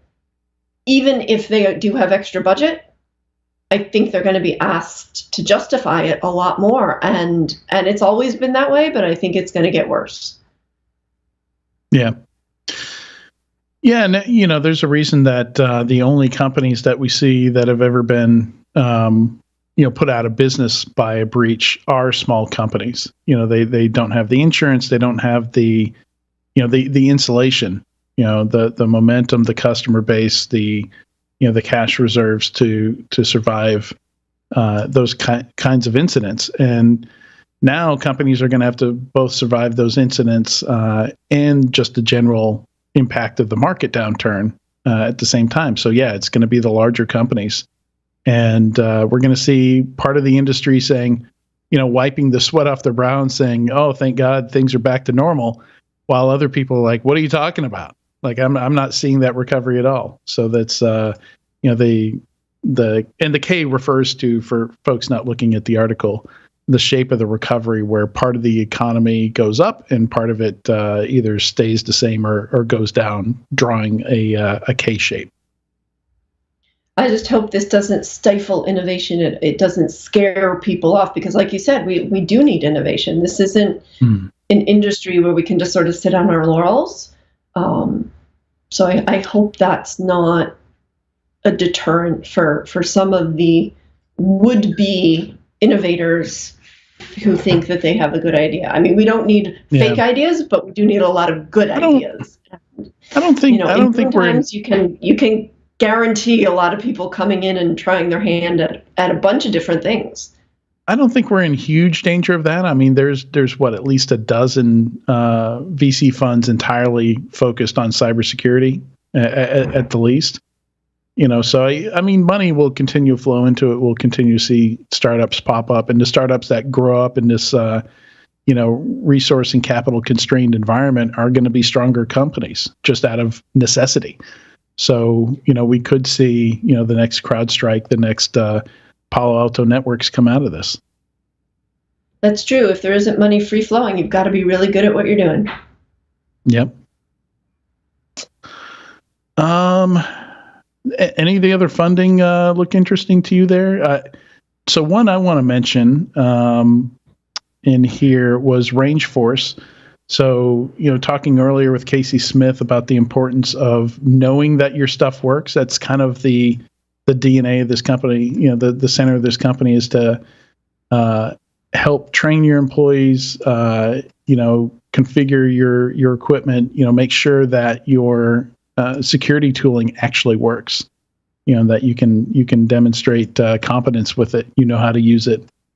So that's reminds me a little bit of Recon InfoSec, who's also kind of in that same space where they're focused on making sure security teams can execute, can use their tools, can detect attacks, know what to do when they detect the attack, contain and eradicate and recover and all that, all those fun IR steps that you don't want to be learning how to do during an actual incident.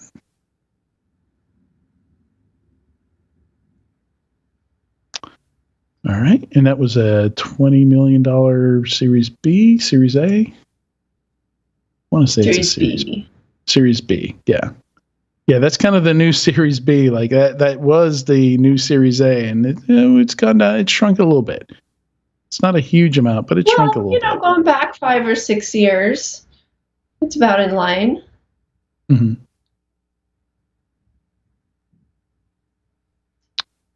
All right. Let's see. The Rapid7 acquisition of Minerva Labs is interesting because Minerva Labs has been around. I was just talking about this, the next gen AV.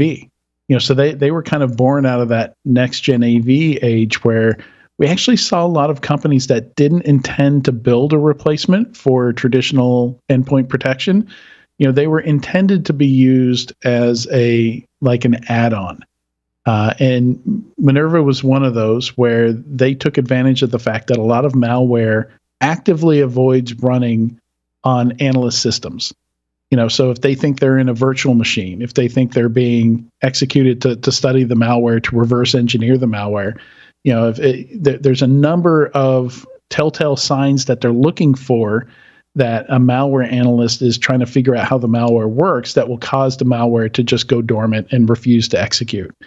And so basically they took advantage of that, and you could install, you could buy Minerva Labs and install it. And they had this great marketing campaign where they had these sleepy monsters where they were putting these cartoon monsters to sleep. That was an adorable marketing campaign. But they've been around for a while and just now got acquired by Rapid7. So I don't, that market mostly finished exiting, 2017 and consolidating 2017, 2018. So it's a pretty late exit, for a company that was around during kind of the heyday of next gen AV and that whole big push. Well, it is an exit. Effectively pivoted. Which is good because, a lot of those AV companies are either no longer around or viable, but Minerva managed to hang on for a while and effectively pivoted to an anti-ransomware platform, which is really just AV in a new fancy outfit, right? But, messaging. Good for them. So are they doing the same thing technically? Did they just pivot on the messaging, or did they pivot on the technology also? I don't prevents know the execution of malware. But it's been, this message has been around for a little bit. The ransomware message has been around. I don't think I've ever seen their product firsthand.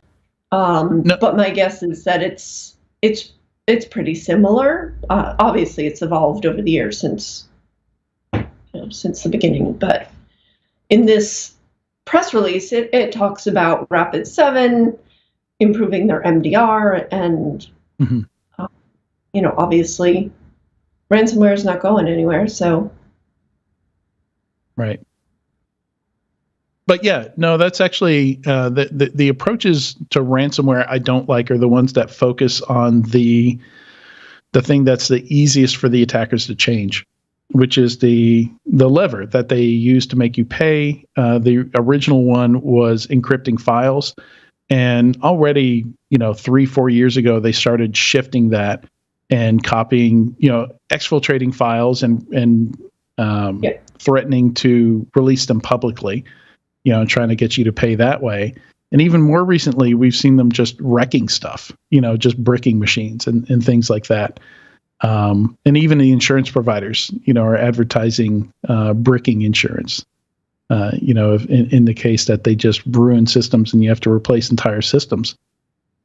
So the fact that they're preventing the malware from running is a pretty resilient approach, because whatever the payload is, that's you still need a piece of software to do the damage in a lot of these scenarios. So that's much more resilient than something that claims to be ransomware prevention just because they ensure your backups are viable or something like that. Right. I mean, it only makes sense. Any company that's really cyber aware with encrypting files is going to be able to get around that. So, moving it to the next level, the criminals will always be one step ahead. So, yeah. All right. Let's see what else we've got here. The AI content detector I thought was really interesting. Number 9 here. You can basically just paste text into it and say, check for AI content, and it'll give you a probability of whether that text was created by AI or not, which I got really excited about until I noticed what they're actually charging for how they're going to monetize this product is in ruining their own ability to detect whether or not it's AI content. So they'll actually improve that content so that it can no longer be detected as AI content. This just, the whole thing just makes me nervous. As Tyler was talking, I'm sitting there thinking, oh God, what am I going to do with my life now? If people don't need me to write, I don't know what I'm going to do. I have to work for 20 more years. Yeah, it just put me in a whole roller coaster because, at first I was like, teachers now have a way to spot plagiarism, and people cheating and stuff like that.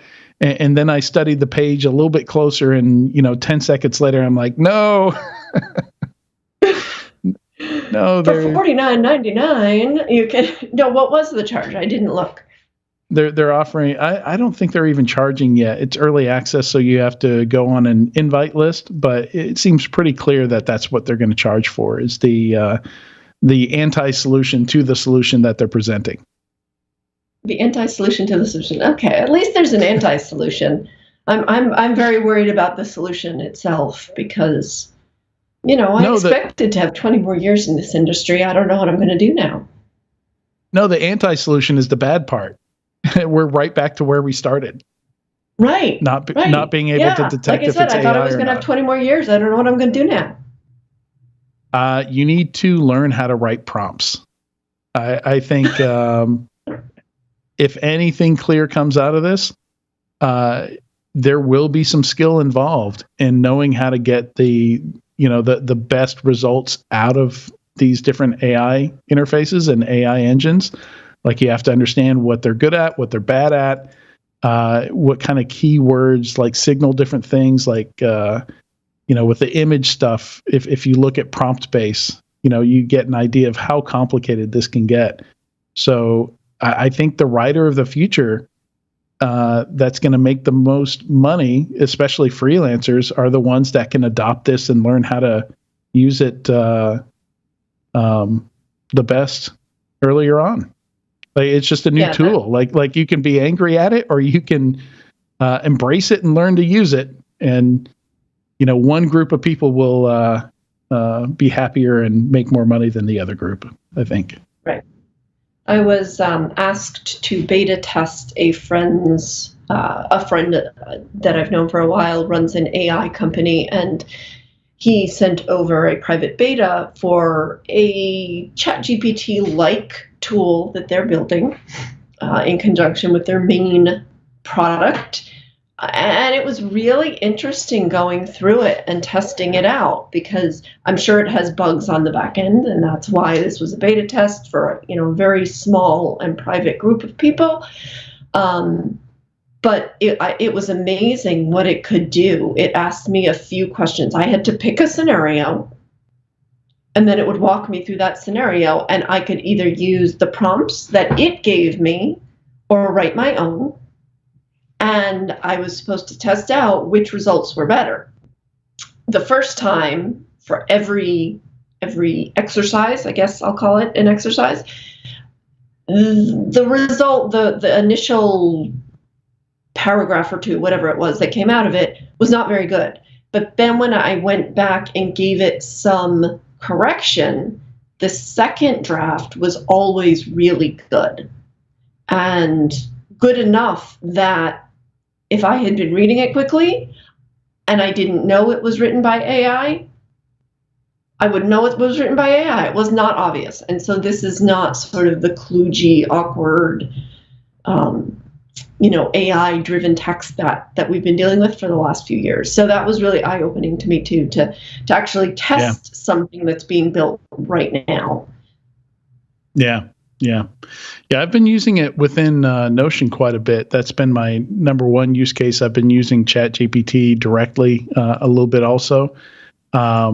It helped on weekly team trivia the other day, because we know every day we're going to get a question that's based on this day in history, right? And so I just asked it to make a list of notable things that happened that day in history, and just read through it, memorized some of the items it came up with, and one of the ones it came up with was the answer to the question that week. So it's now that said, like 6 of the items on there were wrong. We're just completely wrong. The facts, and that's supposed to be one of the big improvements with ChatGPT 4 is its ability to understand to get facts correct. Because there's a number of different reasons that the AI gets facts wrong. Like in some cases, you could tell, like it was pulling out a date that aligned with something that you asked it, but it's not like if you asked it for the first time something happened, like the very first thing that happened, like it's telling you the 4th time it happened or something like that, because it's maybe dates aren't attached to all the references that it has or something like that. So hopefully that improves. Oh, I have no doubt. But it doesn't matter if it gets, depending on your use case, it's okay for it to get 6 out of 10 wrong if you only needed one of them to be right for it to help you, which it did in our case. So I think I'm gonna head to the bottom here, head down to the squirrel stories. The first one, Robert Downey Jr. I think it's been a while since we've had a celebrity face on a cybersecurity company. The last I recall was what's his name? The HP Wolf campaign, the printer security stuff. What's its name? Printers. There's this. Stuff? Yeah. There's his face. I'm looking at the commercial. Where's his name? Oh, my brain. I don't know. Christian Slater. Oh, I remember that. Yep. And it's still going on, I think. I think he's still like a spokesperson for them and still doing ads and stuff like that for them. They've got whole websites just devoted to the HP Wolf stuff.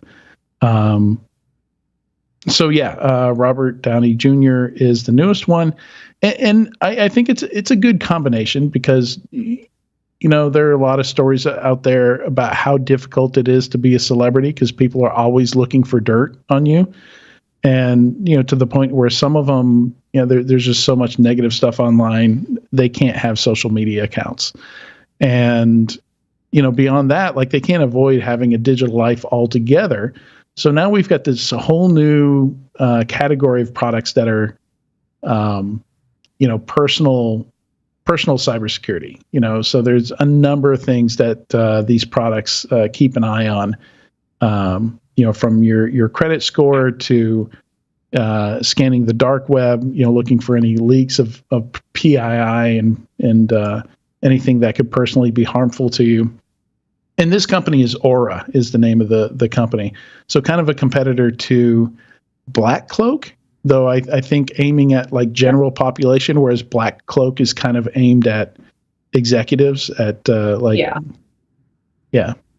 They call it digital executive protection. In an analyst role, we talked to a bunch of these companies, and they very much, the message was for celebrities or high-powered executives, or, in other words, people that have more to lose than you, So a lot of these services were aimed at, if you're a high net worth type of individual, you should have these types of services. And some companies, some of the bigger companies even offer these, sort of digital risk platforms to executives.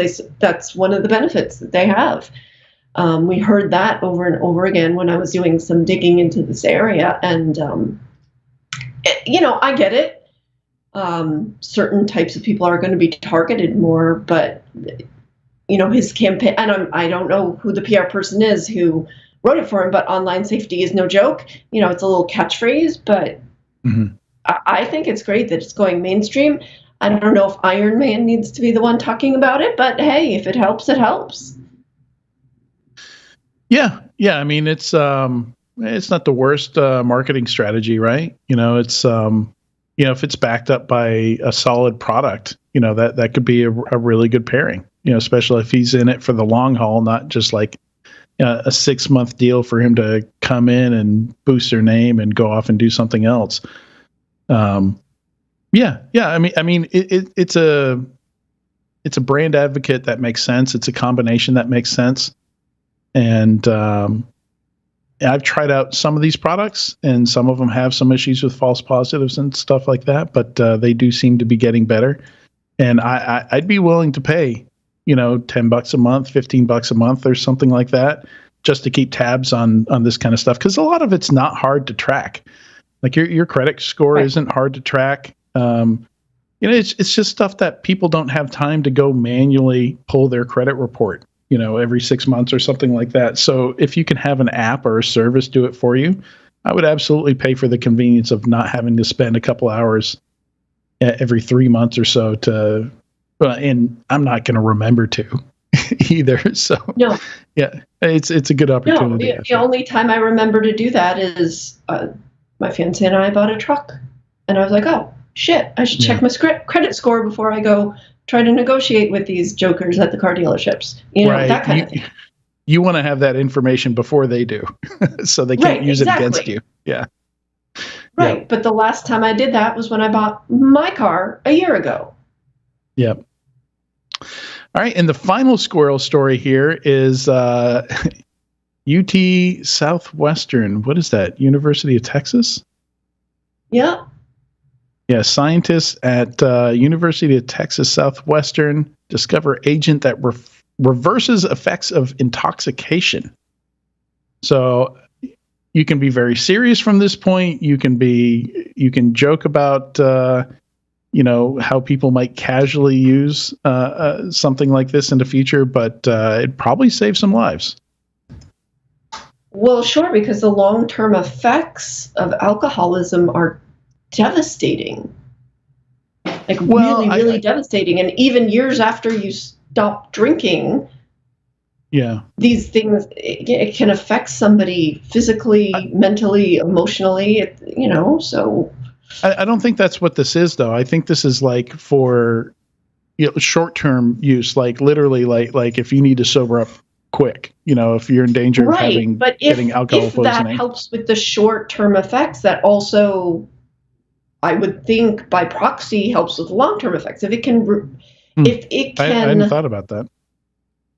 Yeah, if it can reverse the effects of intoxication now, I haven't dug into this, obviously done a ton of research, but if, let's say I go out and get completely smashed tonight and I do nothing about it, every time you do that, that adds up a little bit in your body. And if this drug can reverse that and take away at least some of those times, the long-term effects of this, it's devastating. The disease is devastating. It kills people, obviously.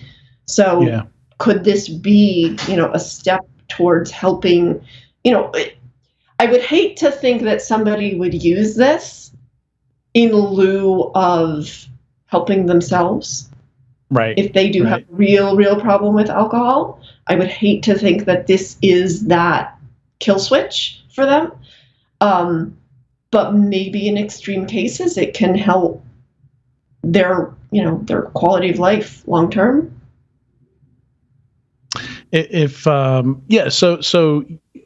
Looking at the article here, they do mention that they did discover that it discouraged alcohol drinking in sober mice and encouraged water drinking to prevent dehydration in intoxicated mice.